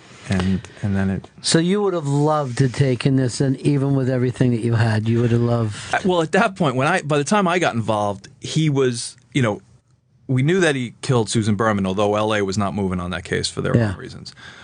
He had, when he gets arrested for the Morris Black case, which was huge national news, he also went to trial in that case, right? And he beat that case. And I knew at that point, this guy's got the worst pretrial publicity of any person I've ever met, right? Mm-hmm. So my thought was, even if our case is slim, the jury, you tell the jury you can't consider all the stuff that you've seen about this guy. But we had, some good stuff. People were outraged that this guy cut up a body and got away with it. So that was my thought, that a jury pool would understand who he was. And I felt that we had put together a case that was strong because we had that timeline that was this is when she goes missing. We know she's not in Manhattan because of the phone records. Mm-hmm. We now know that she never got to the apartment because of the doorman. And we know that he does all of these strange things that somebody who is guilty would do during that week. And I thought it was circumstantial, certainly, but I think a really good circumstantial case. But look, it was, back then, talking a bunch of years ago now, I was psyched. I thought it was going to be great. So who keeps you from doing it? Well, so there was a meeting, and it's been reported, between Jeanine Pirro, who's the district attorney at the time, and Douglas Durst, the brother, right? And that meeting takes place around the time when we're making the decision whether or not to go to the grand jury. And Murphy and I had presented the case to the district attorney and her people, and recommended that we go to the grand jury. And one of the reasons for that was that we wanted to have people under oath talk about a lot of different things, not the least of which this meeting on Wednesday. And we had some really, really serious discussions with the Durst attorneys, not Robert, but Douglas's, because we were reaching out to them saying, come tell us this.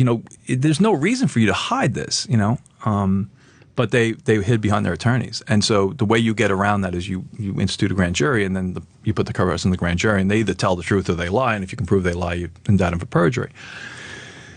After that meeting with Douglas Durst, and I don't know what happened at that meeting, it's been reported, in the newspapers what Jeanine Pirro says happened, and it's been reported what Douglas Durst says happened, but she came back and said, keep digging. You don't have enough to go forward.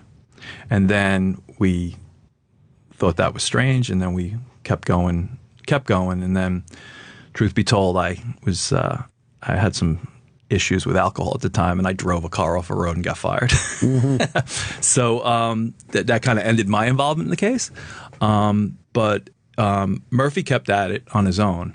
But we're talking years and years and years later, and of nothing happening until Jarecki, comes along and decides to make this documentary. But your gut tells you that the Durst family was part of the cover-up. I mean, look, I know that they did not help at all in '82. Mm-hmm. I know that when I was calling them to ask them to come in to talk to us, to help us, that they did not help us, and that they had lawyers call us and tell us to stop. I know that at some point, Jeanine Pirro and Douglas Durst had a meeting, and that I was told that we can't go to the grand jury yet. I mean, to me, to watch Douglas Durst now say, "Oh, I'm relieved that it's happened. Right. I'm relieved that my brother's, locked up."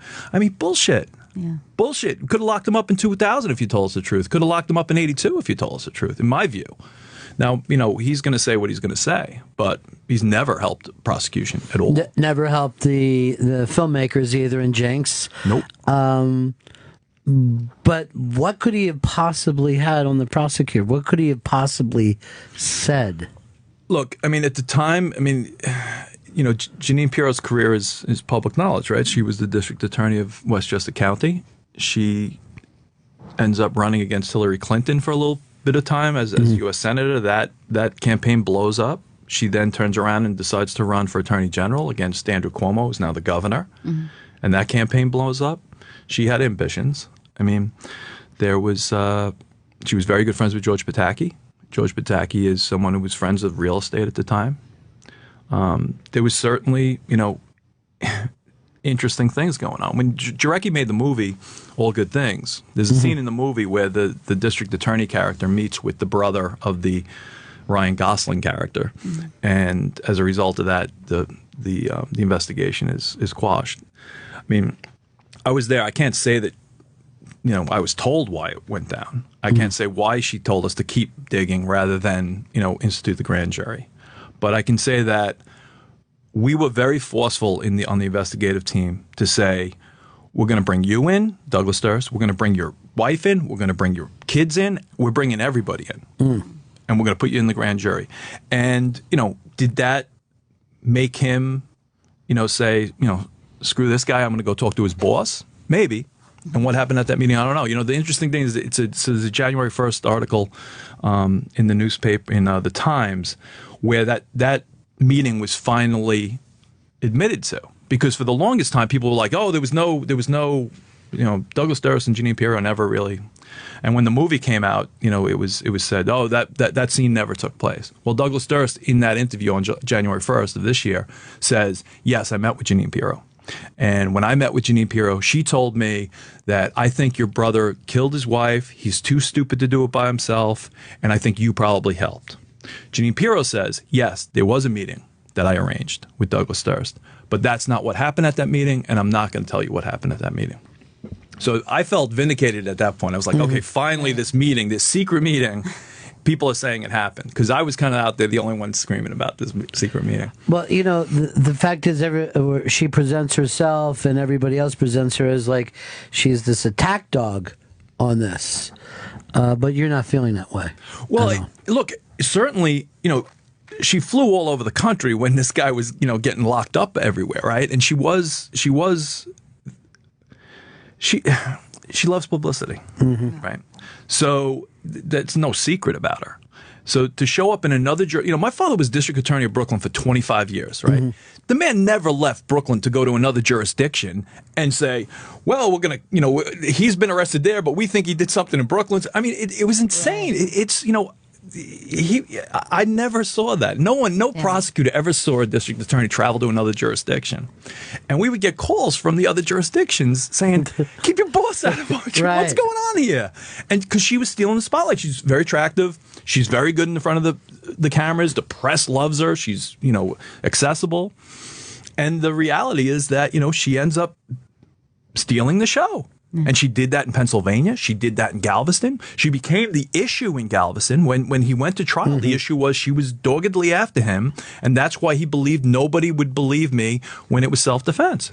So I had to cut up the body because Jeanine Pirro was in the newspaper saying that I did this. I mean, the reality was there weren't that many articles at the time. Right. And Texas, Murphy and I got on the phone with them the weekend that Durst was testifying and said, we'll send you all. There's no front page articles of Durst, reopening of the case. There was a article here and an article there, but they didn't use that on cross-examination. And, he crushed them. He crushed them down there. Yeah. And, DeGarren is a wizard. He's amazing. And they did a great job of taking a case where the guy killed the guy. The head's missing, right? Right. So there's no way that, he says he shot him in the face during this struggle, but we probably think that he killed Morris Black, the same way he killed Susan Berman, which is one in the back of the head. Mm-hmm. But since the head's missing, he can say whatever he wants because that's where the bullet was, right? Right. And they never got it. There was this strange thing where all the body parts are recovered except the head. This guy knew. Right. Yeah. I'm not, letting them find the head. So the head is someplace. We don't know where it is, but I'm sure there's a bolt in the back. I even wonder how much of that was luck. You know what I mean? Like maybe the head just floated off. Yeah. Because, they called it jinx, but the luck that he had so many places. Yeah. But you could sit down as an attorney and appreciate that kind of defense. You can do that as it's look, the funny thing was, so we were going full force with the investigation still, and we were making a lot of headway. And then this Texas thing comes up, right? And everybody in my office, except for Murphy, was saying, "Oh, you're done. He's going to go to jail forever, and this case is done. Wrap it up." And I was like, I guess, but he's going to say something. Like, there's going to be a defense. He's paying these lawyers lots of money. They're really good. And there's going to be a defense. So I think that we're probably going to convict him down there. It's going to be great. He's going to go to jail forever. My case will go away. But let's just keep it open just in case. And once we started watching, because the case was on TV, some of it, it was like, oof, DeGarren's making a lot of headway. Yeah. Mm-hmm. And, the truth be told, when you have a dead person and the defendant is willing to tell a story, you got nobody saying that didn't happen, right? Mm. And so his story is that, we would go out shooting together. I knew we had guns. I walk in my apartment. He's there. He's got the gun. I grab him. We struggle. I mean, the chopping up of the body is the stuff he had to worry about, really. And he did that by pointing the finger at Jeanine Pirro, which they did a great job of, but was fabricated. You say what you want about Jeanine. It's not true what he said on the stand. And the fact that they didn't go after him on that was, we called down there at one point, right? We're telling him, look, here's a bunch of more stuff you can cross him on. And they were like, Kevin, let me tell you something. He chopped up this body. We're in Texas. I don't know what would happen up in New York, but in Texas, this jury is going to convict him. Yeah. They're like, okay, good luck. And that's what happened. And I remember I was coming from a friend's funeral, a friend's mother's funeral, and back then it was beepers, right? My beeper goes off. 911, so I pull off to the side of the road, and I get on the phone, and it's Pirro. They fucking acquitted him. They fucking acquitted him. He's going to come kill me now. And, there was this gun charge that they still had. I'm like, no, they're not releasing him. Don't worry. We got some time because the feds had him on a gun charge because when he was arrested in Pennsylvania, he had a gun in the car. Mm-hmm. And so we had some more time. But then that's when we really geared up. But her first thought was, I'm in danger. He's coming for me. Yeah. Wow. Well, when he was on his 6-week odyssey, he was in Westchester County. Mm-hmm. He went to his brother's place in Westchester County. He went to the old house where we think he killed her in South Salem.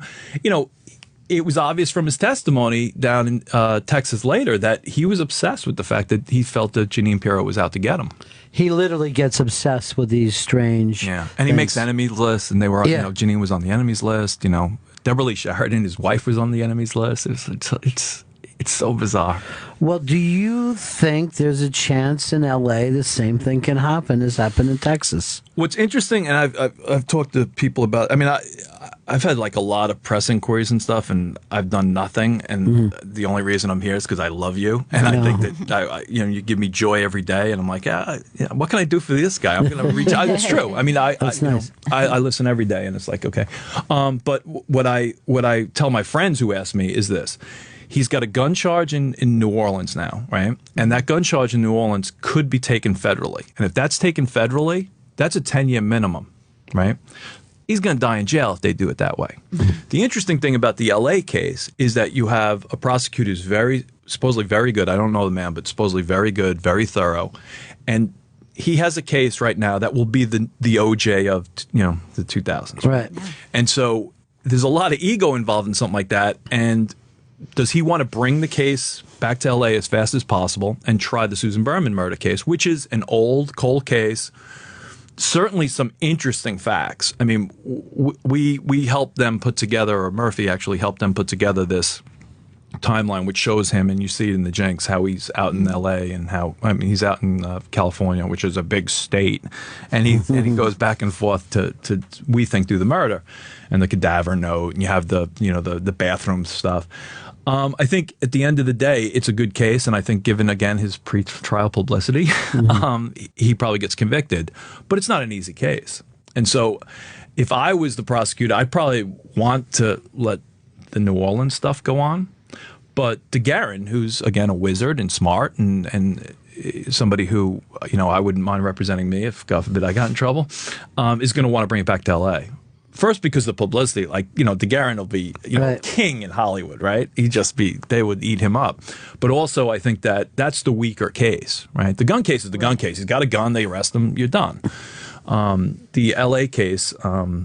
It's an interesting case in that, if you wipe away the pretrial publicity, if you wipe away the stuff in the bathroom, because I don't know if that's admissible. I haven't really taken a deep look at that in California law, but let's say that's not. It's a rough case. I mean, you have him there, you have him possibly driving back and forth, you have the cadaver note, which is interesting, but you have to know something about the cadaver note. They say now that this is definitely, his handwriting, right? And he does admit some things in the documentary that shows that it was. Years before, when he was in jail in Texas waiting trial, they did an analysis of the cadaver note. And California police came back and said, this is not his handwriting. This is Niles Brenner's handwriting, who was Susan Berman's manager at the time. So that they're going to have to deal with that too if they come back, which is that your own expert said it wasn't his. Now he's kind of admitting, that he didn't admit that he sent the cadaver note, but when you now have the exact same lettering on both, it's more. They didn't have that second Beverly Hills misspelling back when he was in Texas. But there's some definitely bad police work done on that part of it, which I think could be problematic. It would be an amazing trial. It would be an amazing trial in L.A. But, whether or not it happens, we'll see. I mean, it seems to me that he's very ill. He does seem pretty fragile now, right? Yeah, he does. Gail, is there anything left for you? I mean, you're the one that got me. I'm not even a true crime guy. Okay. But this story, I don't know what it was about that, but by the time it was over, I felt like, I'd like to do your work. You know what I mean? Like, if you ever got into that thing that it was amazing. But what about for you, Gail? I don't know. I think the thing that really strikes me right now that I'm just talking to you that's so shocking is, considering you guys were building such a solid case, why he wasn't more closely looked at in LA the first time around. It's just even without this note. Okay. So we get out to LA. Murphy and I go out to LA with all the information that we've put together to try to get them interested in him. And they tell us that when we first get there, they tell us that we think that Niles Brenner, the manager, had something to do with her death. And they were concerned, they told us, that since we were building this case against Niles Brenner, that we'd eventually have to turn it over to Durst's lawyers if we arrest Durst, and we're going to look bad that we were looking at the wrong guy. And, again, 2002, OJ is still fresh in everybody's mind. Sure. They look terrible in OJ, right? The detectives. And, there was no physical evidence. There was no, we had this circumstantial case of him. Yes, he was definitely in California. Yes, he probably drove down. It wasn't that strong of a case, though. Yeah. So I don't blame them for not doing it. We tried to get them to do it because we were really interested in showing this guy for what he was. And we felt, certainly as people who were in the case after Susan died, that the fact that it leaked to the press, that law enforcement leaked it in some way, that you feel some responsibility for her death. Because if he doesn't know that we're relooking into the 1982 case, certainly he's not killing his best friend who we think knew about it, right? So you felt, at least for the law enforcement community as a whole, if this didn't get leaked to the press, this woman probably is not dead. And that kind of always stuck with, me and Murphy and the other even though you know that she wasn't an innocent person in this, she could have stepped up years before if she knew something. Yeah, I mean, look, obviously, she was involved. At least we believe that she was involved in Kathleen's disappearance. Makes her a piece of shit. But does she deserve to get shot in the back of the head? In her shitty house, and it was sad. Yeah, the way she died. It was. So she's not the innocent victim, but you still feel like if you as law enforcement doing your job well, you're not getting somebody killed. And in some ways, the fact that leaked to the press, is what set him off to go. This is what we believe that set him off to go kill her, because she obviously knew something. And we would have loved to talk to her about that, but she was gone at that point, so we couldn't. And we were just trying to help LA at that point. And they were great guys and smart investigators, and they certainly wanted to take a case. It's just that there was no smoking gun in that case. And like we said, if he wasn't rich, they'd feel more comfortable to go after him. I mean, the real point of this story is, if you're going to be crazy and you're going to be a sociopath, it really helps to be rich. You know what I mean? Have a lot of money around you. And the fact is that you could just go through life like this, half a mad dog. Seriously. The dude does anything he wants, before he gets rearrested, anything he wants all the time. He got arrested with the latex mask, and it's unbelievable. Think about this insanity, right? Going to Cuba, maybe. Right. You got that money, you got somebody who's willing to help you.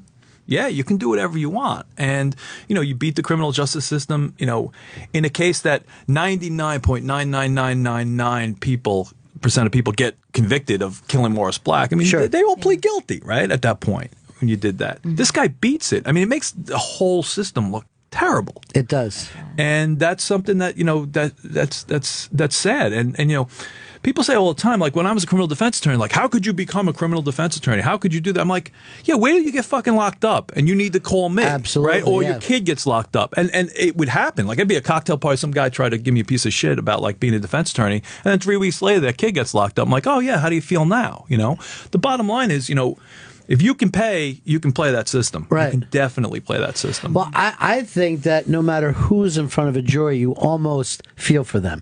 Like if I'm on a jury, you really have to prove that before I want to take away somebody's freedom or I want to send them away. So I always, the fact that there are attorneys that are just great at what they do sometimes can make you pissed off, and other times that makes you go, yeah, this is a great country that you could go out and... It's the idea of shadow of a doubt. I think that it's just too much sometimes for people to bear, to ruin someone's life or to change someone's life. You saw that Texas jury. There were some people that were crushed over that. And the other thing that sometimes we think of, cops and prosecutors by certain things, but when that Galveston cop was crying, and you're like, yeah, this shit matters to him, Yeah. Those are the people you want on your team, right? The guys who really care about the case. And it's I was in the system for 15 years, both as a prosecutor and a criminal defense attorney, and those guys are, they're a handful.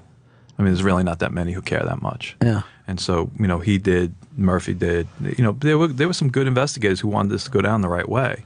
They were outgunned. And again, going back to the money, if you can pay for somebody like he didn't just hire DeGarren, right? He hired the other guy who was also the top. So they had two top guys in Texas as his lawyers. These guys, DeGarren did a lot more cooperation with the Jenks, so you see him a lot more. The other dude was great too, though. I remember watching his stuff, and they were just outgunned, and they did a great job. And picking a jury that they know would be great, and then Galveston prosecutor, probably the amount of money he had for that case was almost nothing. And the amount of money he made, right?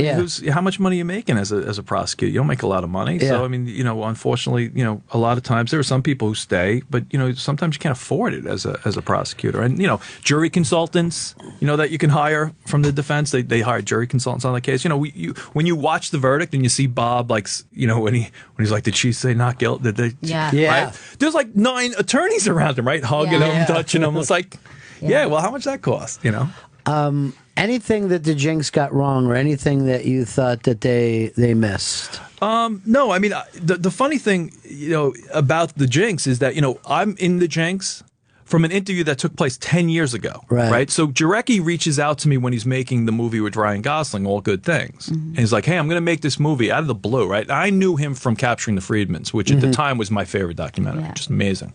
And he reaches out to me and says, hey, I'm making this movie, this feature film, and I understand you're the guy to see. Can we talk about it? And I knew him from Capturing the Freedmans. I'm like, dude's my idol, right? I'll do anything for him. This is why I'm here with you. So I was like, okay. So we went to New York, and I told him basically a lot of the stuff that we had learned and had this file. And he wrote the script, and the script went. And towards the end, he was like, can I put you on tape? And I'm like, why? He's like, well, DVD stuff, extra stuff. And I honestly was uncomfortable about it because I'm just... But he had been such a good guy, and we had gotten along. I'm like, all right, we'll do an interview, whatever. So we did this interview, which ends up in the Jinx. So go to the premiere of the movie. It was very nice, and all that stuff. And then I don't hear from him. A couple years later, he calls me up, and he's like, I got Bob to agree to do an interview with me. I'm like, are you fucking kidding me? He goes, yeah, he's going to do an interview. What do you think I should ask him? So we talked a little bit. I didn't help him all that much, but I did what I could. Mark Smerling's a very nice guy. He's a producing partner. So we talked a little bit. They were out in L.A. I met them because I live in L.A. now. I met them and helped them a little bit, and then I didn't hear anything, right? And now I'm in the TV business now, right? I write for TV, and so I have an agent and and stuff, and I get a call from a friend of mine who says, "Hey, HBO is like buying some documentary about this guy Durst. You've talked about this Durst case. What's the story?" And I'm like, "Okay." So I call up Jarecki. I'm like, what's going on? He goes, oh yeah, we made this documentary. Bobby, talk to us. Where do you see it? And we were going to go to Sundance, but it was way too long, and so we decided to sell it to HBO. I'm like, wow, that's great, man. Congratulations. He goes, you're in it. I'm like, what do you mean I'm in it? He goes, well, remember that? I'm like, you got to be fucking kidding me. I'm like, dude, you told me. He goes, yeah, but you signed a general release. I'm like, don't fucking lawyer me, man. I know what I signed. Okay, fine, but you didn't think to call me and say, hey, dude. So he's like, yeah, I probably should have. Sorry, you want to come to the premiere? It's at CAA. I'm like, okay. And I was nervous, Ron, because I didn't remember what I had said. Sure. Right? 10 years ago. And it was around the time that, I stopped. So it was like, okay. And so I was talking to him, and I had a couple sleepless nights, and I called him back up. I'm like, dude, I'm afraid, like, am I going to get sued by people? Like, he's like, no, you look fine. Don't worry. So I go to the premiere at CAA. They show the first 2 episodes, which I'm not in, right? And I brought my wife, and my wife is a Boston girl. And Jarecki's there, and we go talk to Jarecki, hug him and all that. And my wife goes up to Jarecki and says, listen to me. You fuck my husband in this documentary, you will not have a sleepless night the rest of your life. He was like, he knew her, he had met her. But he was like, Kevin, it's going to be fine. And then we watch it. It was fine, right? I'm a fact witness, right? Yeah. I just say this, that, and the other thing, and blah, blah, blah, and which is fine. But again, they didn't give, I was sitting there with everybody else not knowing, right? I mean, Murphy called me up and said, make sure you watch 5 because it's going to blow your mind. And he knew about the Beverly stuff, but he wouldn't tell me. And then I watched 5, and I was like, holy shit. And then 6 was... Got amazing, man. I mean, it's just... Totally amazing, Rob. The first episode, I was like, what? But by the time I got to the end of it, I mean, from a TV point of view, that it was phenomenal television. And I can't say he got anything wrong. What I've said to other people is there's just so much more to the story. I mean, there's just so much more about like what was really going on during the investigation at the time.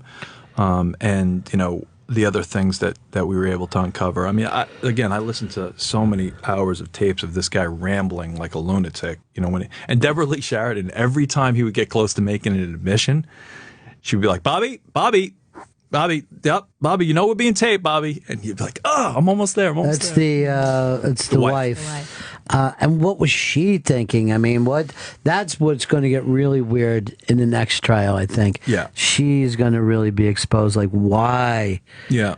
And, a lot of people are like, well, they have he married her to basically shut her up for the husband and wife privilege, right? Mm-hmm. The reality is, though, that privilege belongs to the person, right? So it doesn't belong to Bobby. It belongs to her. So she can flip on him anytime, and it would be fine.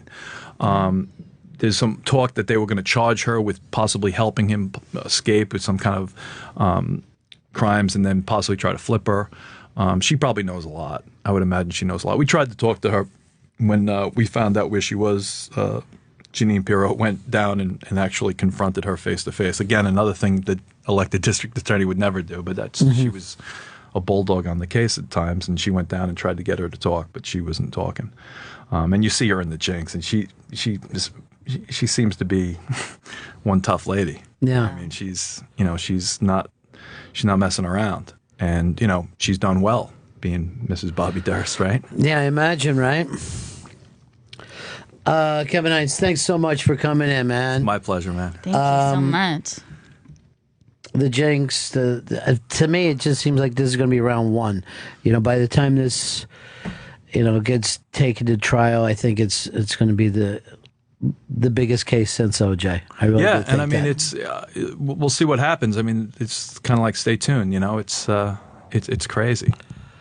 All right, we're going to go to break. Thanks so much for coming in, dude. I'll talk to you later on. Crowd the plate, and he'll put one in your ear. It's Bennington on Opie Radio, XM 103, Sirius 206.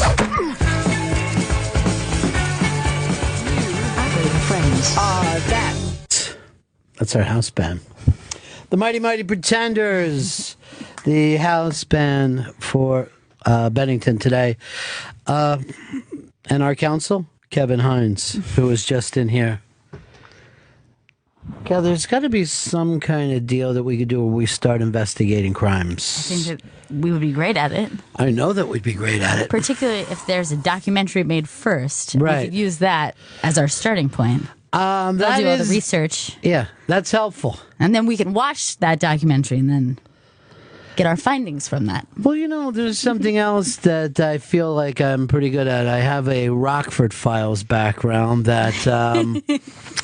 and I realize that sometimes when the case looks bad, something could also happen. Maybe we'll talk to Angel and see if he's heard anything on the street.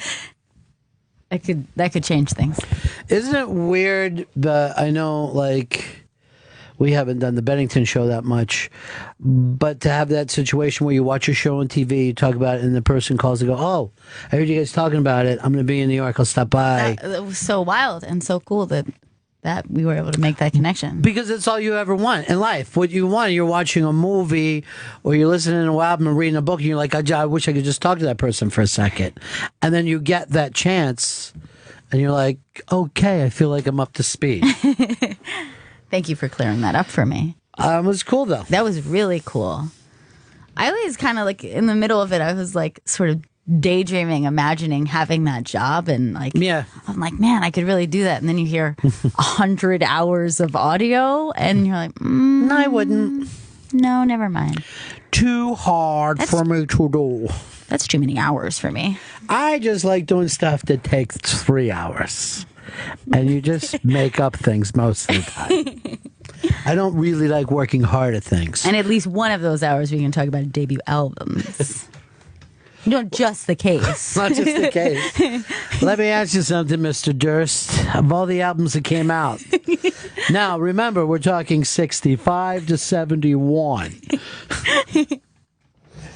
Kind of stupid stuff we do. A lot of our stuff is stupid. It's not as important, maybe, but...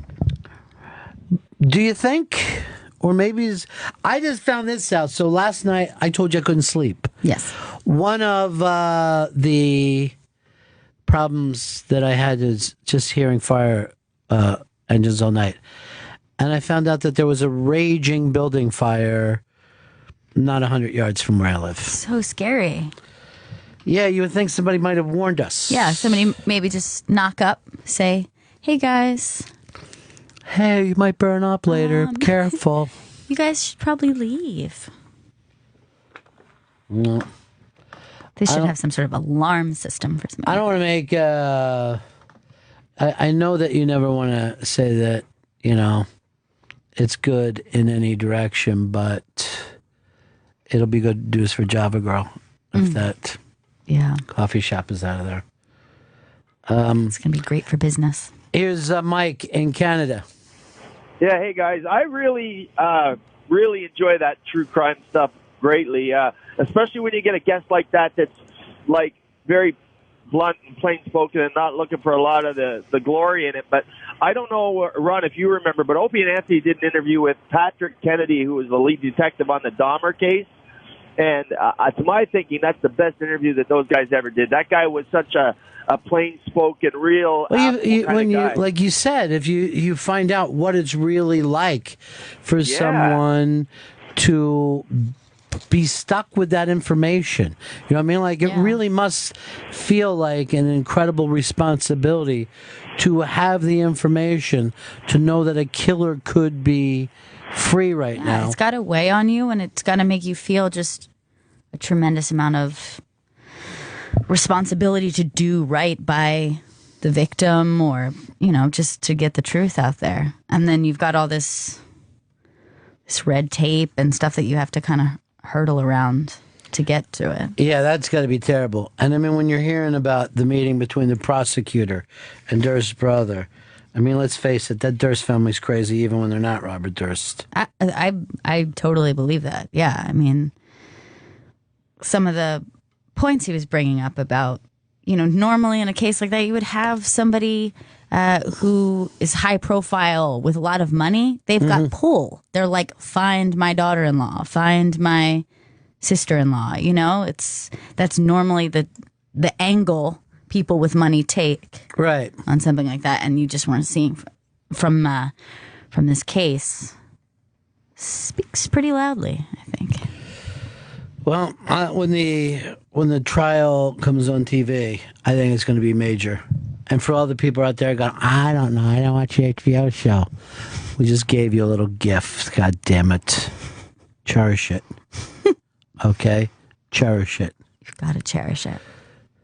Cherish is the word I don't know if you could ever put the word cherish in a song and have it work out for you. Cherish. Yeah, exactly. Thank you for proving a point. Yeah. No further questions. You may step down. Oh. I want to make sure I plug E-Rock's show tonight. E-Rock, I'm going to guess you got Chris coming back on this week. No, I loved hearing that the other day. It's like every week it's Chris Elliott. No, we had to bump him one week, but that aired last week. It's on demand. You can find that. But this week I have Kevin Heffernan and Steve Lemmy from Super Troopers. They're calling to talk about their getting all the money in one day for it was Super Troopers crazy. too. Yeah. So they're going to be calling in. I also have Sean Ashmore from The Following and X-Men, and Bridget Mendler from Undateable on NBC. Jesus Christ. Yeah. This is packed. Just packed with guests. By the way, hope you like talking to people. The this thing feels like The Following to me, like the guy who wrecked the plane. It just seems like something that would happen in The Following. Like if this was a movie, the guy who was flying that plane into the Alps was hypnotized and drugged by a secret organization, a.k.a. The Following. Also, I want to bring up later on today, Sam's show. Is he already out in L.A.? Is he? He's in San Jose. Okay, in San Jose for WrestleMania. He's doing a show tonight, 3:00 on the East, and it's ring ropes, 3 or 4. What do you want to do? I'm old school. I think 4 ring ropes is the way to go, but it changes everything. For my generation, 3. Yeah, I know. I understand. I get it, I just don't think you had the tautness that we had earlier. But then somebody could sit on those ropes and then you could slip under if you're like a lady. Like a little lady. Like a little Miss Lady. Yeah, let Miss Elizabeth go through. And then, of course, at 10:00 today, it's the big hit show. Accelerated. I was going to call it didactylated, but that would have been crazy. It's not even a word. That's the new movie that's out that the Insurgent kids are doing. Here's a movie I believe you may like. Steven Spielberg is back into sci-fi, and he's going to be doing Ready Player One. And it's been a long time, I think, since he's done maybe AI, since he's done a pure sci-fi film. Yeah, it's been a while for that guy. That is his bread and butter. Well, he did War of the Worlds too. Was that the same? Was that before or after? Yeah. That was after AI. That was after. Okay, after. And he got a lot of slack, a lot of criticism for that, so that's why he stayed away from the genre for a while. I mean, I know everybody makes the big deal about E.T., but I thought Close Encounters of the Third Kind was such a great movie. And when people list movies, it never gets the love. But if you look back at that, forget the fact that if you watched it, you would have thought, oh yeah, I really could picture, aliens landing in the middle of the country. But if you just think of the weirdness of that father in that movie. It's so great. It's so simple, too, just following the one guy from his perspective, from this very, like, small, weird thing. It's just, like, how it affects him personally. It's not what happens to the world and, right. Like, how it affects him and his family. That's it. Well, just thinking about it now, he was like our first obsessive compulsive character in a movie. He couldn't stop himself. He just I just got to keep the potatoes and stuff. I think about it every time I eat mashed potatoes. I think every time mashed potatoes. I start to sculpt with mud in my living room. But you had that, like, he couldn't stop himself. He was so crazy. And then he leaves his wife and children, gets on that spacecraft to leave this planet without ever saying goodbye or without even having a weird feeling about it. Yeah. And then the government, cover up. And I love the song. Dun, dun, dun, dun, dun, the little Close Encounters theme. Close Encounters.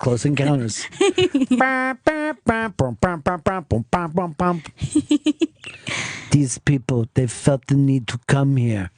Who are you folk? You're not even an American.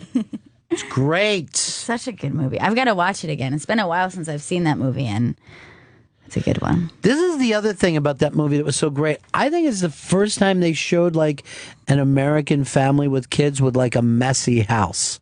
Like their house was just a mess. Like they had little kids. It didn't look like a beautiful, Hollywood soundstage. Well, he does that or at least, he was doing that really well at the time where he had an ability to paint a picture of a family. And I think that he does it so beautifully. You see those little moments in E.T., like, that's such a specific, family that he created. And you see it in Jaws, the moments that you have in Brody's house with his wife and his kids. It's like, that's very important to him. Yeah, I'm wondering if anyone ever even did it before. I'm like really captured suburban life, the way that it felt. Poltergeist, that just really felt like you could have lived in that neighborhood. Before that, these were always scary haunted houses. Like, whoa, why would they even go up that road and live in that house?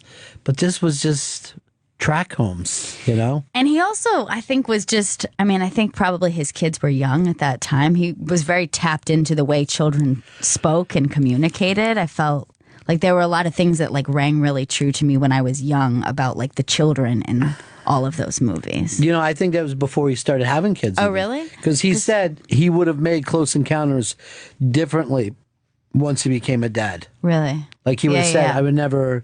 the dad would have said something like, oh no, I don't need to leave. Right. But he was thinking like a young man, but the dad should have got on that thing. Right. It was perfect. It was amazing. Favorite Spielberg all time? I have to say Jaws. I think I've seen Jaws more than I have seen any other film. Every summer you watch Jaws? Every summer, spring, winter, and fall, you mean? All you've got to do is calls. I was also accused by a friend that I reference Jaws once a week. And I don't think that that's true. But that's a lot of talking about Jaws if that's true, and I hope it's not. Did it change the way that you, like when you went in the water? Because I saw it in the theater when it came out. And you can imagine. Like that was the first big summer movie that the country ever had. That and then the fact that Star Wars came out kind of ruined films after that because every film had to become a blockbuster. A big summer blockbuster. Yeah, of course. It totally, to this day, I think about Jaws when I'm at the beach, when I'm in the water. The sound to me of being at the beach, going under the water and hearing people talk Right. who are above water, the way that sounds through the water, I'm like, I got to get out. I'm freaking out. That changed it for me when you're out deep enough that your legs are just dangling. Yeah, I can't even do that. Like I can't. cheese sticks for jaws, you know? There's like, you're never as vulnerable as when you're just floating and your legs are down. And the other thing is, because of jaws, if I'm diving and there is a wreck with a hole in it, I won't go up too close in case a head pops out right in front of me, because I don't want to drop the tooth that I have in my hand. Pulls a tooth out the size of a shot glass. They're all gonna die. Why didn't they look into that and say, oh yeah, this was definitely a shark attack? After that, they're like, who knows what killed that man in the boat? It was Ben Gardner's boat. You know, amity, it means friendship. Greatest mayor in any movie ever. Best dressed mayor, that's for sure. Well, he had those little anchors all over his jacket. You know, here's the weirdest scene in Jaws, and I think it's early on, but Brody is walking down the beach with a kind of a gay guy in really short white shorts. I think it's right before they find the body. Did you ever look at that scene? Yeah. It comes out of nowhere. I think I know someone who actually knows that guy in real life. That guy, to me, is the next Kevin Hines. I want you to hear this and then want to come in and explain it. Explain her shorts. All right. Do you think, though, after E.T., we ever really had the E.T. Poltergeist summer? I don't know if I'd ever say we ever had another Spielberg movie. I guess you could say Indiana Jones still had that Spielberg-y feel about it. But after that, it's almost like he stepped away from it. And started to go in a different he started to try to make grown-up movies. Yeah. Where I'd just to say we got plenty of grown-ups. What about Jurassic Park? All right, good call. Jurassic Park is amazing. It was the last time I ever went to a movie and bragged about the CGI. Yeah. Where I'm like, oh my God. Yeah, it was stunning as a kid. It was stunning as an adult for me. I was like, there really are dinosaurs in this movie. I don't know how they did it, but they found an island of dinosaurs. It's the only explanation. Best line in any Spielberg movie. Mine is, it's all happening. Timmy. It's all happening. Timmy. What's up, dude? Hey, how you doing? Ron. What can we do for you, buddy? What is your daughter's name? I forget. My name? Is that what? Yeah. Gail? Yeah, I'm sorry. That's all right. Gail, in 2008, me and my son went up to Martha's Vineyard, something called the Jaws Fest. And if you ever get a chance to go up there, all the sites where they filmed Jaws, pretty much still intact, and it's really a cool thing to see. If you ever get up there, the bridge is still there. The house where we took a little Jaws tour. Mm-hmm. Quinn was the best, wasn't he? Yeah. I love Quinn. All right, thanks for that Jaws tour information, Timmy. Was that Robert Durst? Yeah. Here's Brian. It did sound very Durst-like. Brian in El Paso. Don't worry about my name. How's the West Texas town of El Paso? Oh, man, it's beautiful. It's going to get up to 80 degrees today. Sweet. No wind. It's amazing. You know what I watched the other day, Ron, and it was scary, and I think Spielberg did it in a matter of 3 weeks, was Duel. Dennis Weaver. Jaws with trucks. Oh, it's amazing. It's still very scary. This guy, this trucker who we never see, he could be on the road right now. Yeah, I mean, if you go and look at that, it's exactly the same as Jaws, or even worse, Jaws 2, where the truck just won't leave you alone. It just keeps coming and coming. I remember. How about when the people just don't believe him? That was the other big point of tension is he can't get anybody to see that this guy is trying to kill him. I know. And those awful kids at the bus. And he's trying to get them off the road, and they're just taunting them and just demeaning them, dehumanizing them. It's a great film. I honestly think that the reason why he got Charles was because of that. And I also remember he did a night gallery that just totally freaked me out when I was a kid. And it was Joan Crawford who had paid to get these eyes. Like, she took a living person's eyes. She was like a 1%er. And she paid, but her sight would only last for hours, like 15 or 20 hours or whatever it happened to be. And as soon as she got, and she'd been blind her whole life, and when her bandages were taken off, all the power went out in New York. And so here she is, she gets sight only for a short time. She got it through these awful means, and then it was taken away because she was just in total darkness in the city. It was insanely great. Super scary. Yeah. There's a picture of her. It's terrifying. Yeah. I'm scared already. You should be. You should be scared of her and those eyes that she really didn't deserve. The ending song was Hungry Eyes. No one knows what it's like to be Steve Spielberg. You think everybody calls him Steve or Big Steve? Steve. I always like when somebody knows a celebrity personally, and they either like shorten the name or lengthen the name depending on what, and it makes it sound like. Right. Yeah, I was talking to Steve Spielberg the other day. Oh, Big okay. Steve. Stevie Spiels said something so funny to me at a party. Who was I? Was there with Dusty and Alpac. That's what I call Al Pacino, Alpac. Big alpaca sometimes. Yeah. Alpac. Let's go to Outback. Why are you looking at me like that, dude? Don't you play with me. Alpac.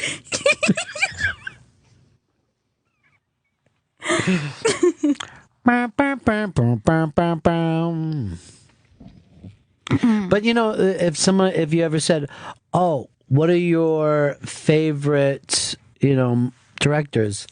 You never bring up Spielberg, but he's got to be in there. Yeah, he's got to. It just seems like an uncool thing to say, but you know what? I'll say it. Yeah, I know, but then people are going to go, "Well, because of him, we got Michael Bay." Are you satisfied? I'm not afraid to look uncool. You're uncool. Did you like the Indiana Joneses? Yeah. I was a kid when what's the second one? Temple of Doom came out, and I remember that everyone was all upset. The first one was better. But because I was a kid and saw that, I was like, what are you talking about? How could the first one be better than this? This is the best thing ever. I think I had seen the second one first. So to this day, I kind of like that one best because it reminds me of being a kid. It was terrifying with the bugs and the Yeah, I think that's what their brain. big problem. They thought it was too terrifying for kids. Yeah. They actually yelled at him. These movies are supposed to be for kids. And what about Short Round? Yeah, Short Round was kind of considered a racist character. Dr. John! Dr. John!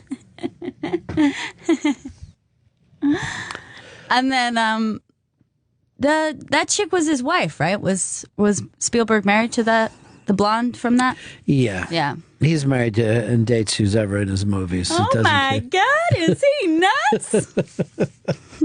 It's my one impression, one-line impression of the blonde from Temple. Oh my God, is he nuts? That's all I have for that. That's plenty. We could actually make a vine out of that and really go places. Get people to favor our tweets. I get a blonde wig. We need someone to play Short Round. Shelby could be a Short Round. Yeah, what we'll do is just tape his eyes back, because I do that with them sometimes. We play a little game I like to call Lady Boy. Chris, in Jersey. Hey, I got a question for Gail, actually. Oh. Gail, I know you grew up getting a nice little Carvel cake on WrestleMania Day. I want to know if you're doing that this year, and what's your favorite WrestleMania of all time? I missed what he said. What happened? He said he knows that I grew up getting a ice cream cake every WrestleMania. That's and true. what is my favorite WrestleMania of all time? Well, I hope and that are we're you doing getting. it this year? Is the big cat bringing a cake over this year? I hope we're getting an ice cream cake. Yeah. For old time's sake, I love it. This one actually even lines up very close with Fez's birthday, so I I was know. thinking surprise party for him. But I would always say this: my favorite WrestleMania is the next one. I'm always looking ahead. That felt very personal for a second. Like I almost forgot that this would be something discussed. How do you know about my ice cream cakes on WrestleMania? Let it out, thaw for a while. Frozen right now. Now I've got everybody. I've got all the matches that we could write down. Every time Fez comes to our house, we are filling out just polls of what's going to happen. It's great. I love it. And you get extra points if you figure out if Pete Rose is coming back or not.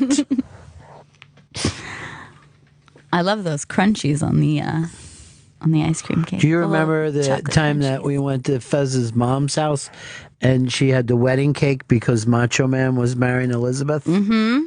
You guys were so little. That was very exciting. That was a great one. And your brother lost his shit because Fez had wrestling action figures and didn't let him take one home. It literally was the only tantrum he's ever had in his life. It's true. He was just heartbroken, the idea of leaving them behind. Yeah, leaving Fez's toys. And I don't know why we couldn't say yes, take some, and I'll buy them for Fez the next day. They're wrestling toys. But that started a collection for him after that. Well, we a had collection to be like, for the country. Don't worry. You'll get some. Don't You'll worry. get some. It's happening, I promise you. We'll have plenty of those. Would you want to win? Would you want to win? All right, watch me wrestle with these. Jason in Detroit. Hey, Ron, it's Gail. My parents but we watched Jaws when I was about 5 years old. Then they couldn't understand my fear of water, even going into a pool, taking a bath as a child. Anything with water I was scared about until I was about 13 years old. They couldn't understand You had why. every right to be. Yeah. Pools were not exempt from the fear for some reason. It's still, as a child, I felt like anything could happen in here. I'll just say this. You have a cousin that was afraid of toilets for a while after Jaws. Because the shark could come up through the toilet? Yeah. Mm-hmm. I don't want to say which cousin. It's Teddy.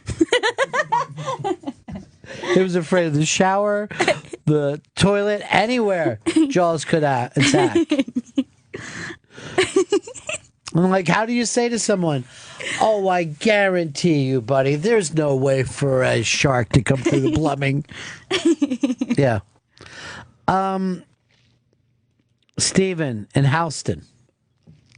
Hey, guys. How's it going? Good. Loving the show. I wanted to ask you, Ron, what you thought about Minority Report. That's one of my favorite sci-fi Steven Spielberg. Have you seen Minority Report? I didn't see it. I watched it. I always felt weird and even kind of bad that there were no minorities in that movie.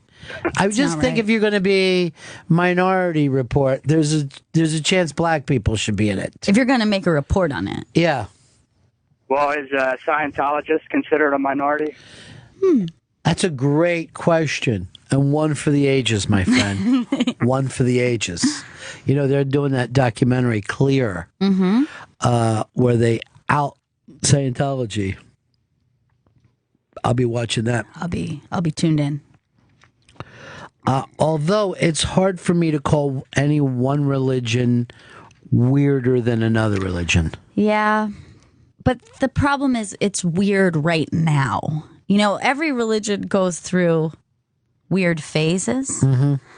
And it's subject for ridicule because it's new. So it's like, that's clearly silly. You know what I mean? Like when it's been formed not that long ago, it's very easy to say this is ridiculous. But they also have, quite a track record right now of not looking so hot. But do you know how many Scientologists I've had on my show, and they always seem cool, like every time that I have one? Yeah. And a lot of your favorite actors, it's true, Scientologists. Yeah. Tons. And one of your favorite rock stars, Mr. Beck. Yes. Which I'm going to exempt him from, though, because born Scientologist. He was born this way. He was born this way, so you can't really blame him. And his wife, I think, was a born Scientologist as well. Yeah, that is true.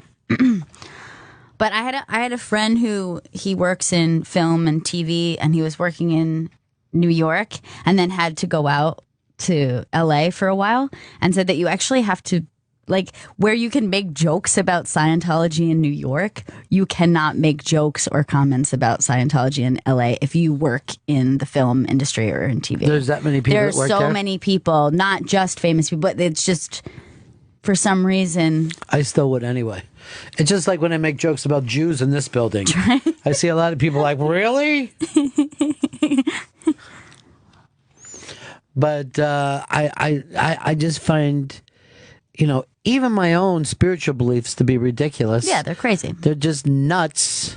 They're only for your own comfort of your mind. Yeah. And it's how, That's how it should always be. Yeah, and then that's how everyone gets through the day. Could you really stand in judgment of how somebody's not going to just go crazy, fearing death constantly? It's like, let them have what they need. Everyone has their own things.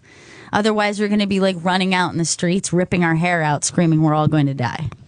So, Dan, this really makes me mad. Do you remember the guy Jack that called? Because it could have been Cajun Jack. I wish I could have fucking laced into him, because he's like, woohoo, Ron took my call about Bennington. But then a couple things before, he was like, that interview, I hope it's not common. I love Ron, but he has 3 other shows to do interviews. That wasn't an interview. It was a conversation. It was a hang, my friend. That was a conversation. Although I might put it on Ron Bennington interviews now, come to think of it. We reserve the right to interview at any time. Yeah, we do. During the Ron Bennington interviews, I'll just do this while Gail's talking. What do you mean? Something is wrong with your radio. I'm thinking about changing the name to Bennington Interviews. I like that. Not Ron Bennington. I like it. Any Bennington. Yeah, any interview. Bennington could do it. At any time. Well, I won't bring it up now, but there was something brought up about you doing a major interview. Wait a minute, it would be weird for me to say that, but yeah, that got brought up. What do you mean? I don't want to give away all the details. I like to keep things up until they're locked in. Really? Yeah. Don Wiki Wicklin asked me about it earlier this week. What? Yeah. Something and I said coming down the pipeline? Yeah. She's very, very busy with hashtag Bennington on the occasional Friday here on Opie Radio. But there may be a possibility. Well, I'm intrigued. Liz says, thank God we were almost at the end of the show without an almost famous reference. Hashtag it's all happening. Hashtag Bennington. I will only say this to you, Liz Sets Fire. Prepare yourself for the end of the show today. That's it. Prepare yourself.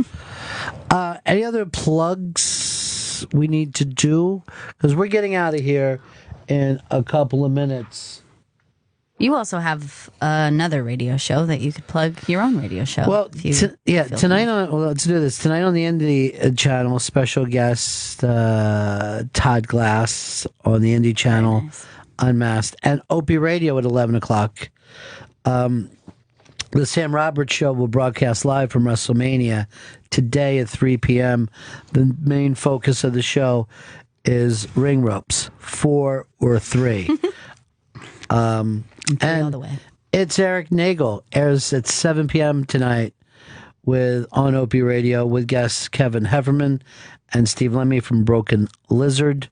They raised millions of dollars within, I think in 15 minutes, they raised $800 million for their next movie, which is Super Troopers 2.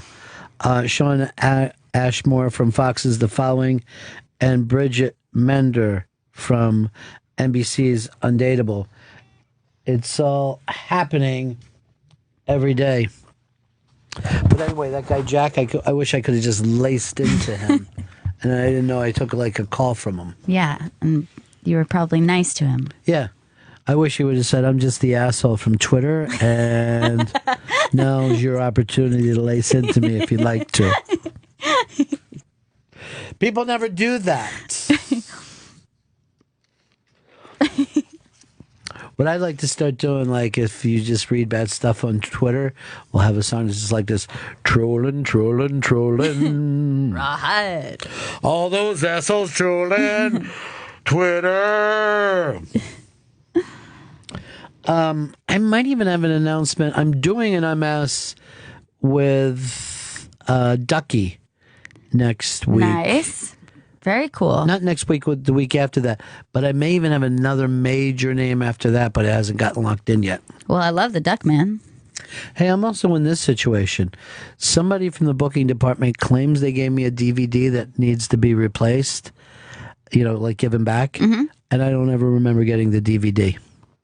What's the movie? Well, it doesn't matter what the movie is, but the fact is sometimes they'll give you DVDs and this has to be sent back because we're so worried about it going out. And I don't remember being handed the DVD. Damn. I hope you find it. And the person swears to me. Well, I couldn't find it because I don't have it. You don't have it? Yeah. I've never thrown out a DVD in my life. Is this a case maybe that we need to look into? It could be for our new detective agency, hashtag Bennington. I'd love to do it. Bennington and Bennington. This is Jack from Twitter. Hey, Jack. Hey, guys. Fuck you. Thank you. Now I feel so much better. Now you feel better. And you know what? Now you guys can start over. You know Scratch what I mean? that itch. Now you can start over. Yeah. It's clean slate. Now we're even. Even Stevens. You're about square. Bono, bono, bum bum bum bum bum bum bum bum. Oh yeah, that's all the John Williams things, and then he did all the Lucas's. Then he did the Superman. It's all the same music. Everyone says he's a genius. Is he, or does he just play the same riff every chance he gets? Are you going to do a Ron and Fez show today? Yeah, we are. I don't know exactly what we're doing. We're going to have some people on the show with us as well. I think Fez is... There's one person in America Fez hasn't had a fight with. And he's going to go back and fight. He was just attacking on poor Big J. Okerson yesterday. I know, I was listening. And then Big J had a fire close to his house. He had the big explosion. And then I said to Jay, I wrote back, oh yeah, that fire was started by Fez's in a rage, right? And then he's like, ha ha ha, hashtag fire starter, he sends back to me. And then a building explodes across the street from me. Fez is in a rage. Oh my God. Why I slept, or attempted to sleep. He has the power. He has the fire starter power. He's Gertie. He's Gertie the fire starter from E.T. And fire starter can only be an evil villain's power. I feel like... what about the Human Torch? What about the Human Torch, Gail? I don't know a lot about comic books. But it seems like it's for... Fire is for evil. Do you notice that the girl who played Gertie, her name is... Gertie. Yeah, but real name. Gertie Jr. Gertie Jr. is out there. I think her name is Diane Furstenberg. But... Why are we both so bad at recalling things that we know? Because it's only about us. And then everything's only about us. And then we do a radio show together. Who was the guy? Drew Barrymore. I saw it a little bit. I cheated though. I saw him typing it in. We got to get going.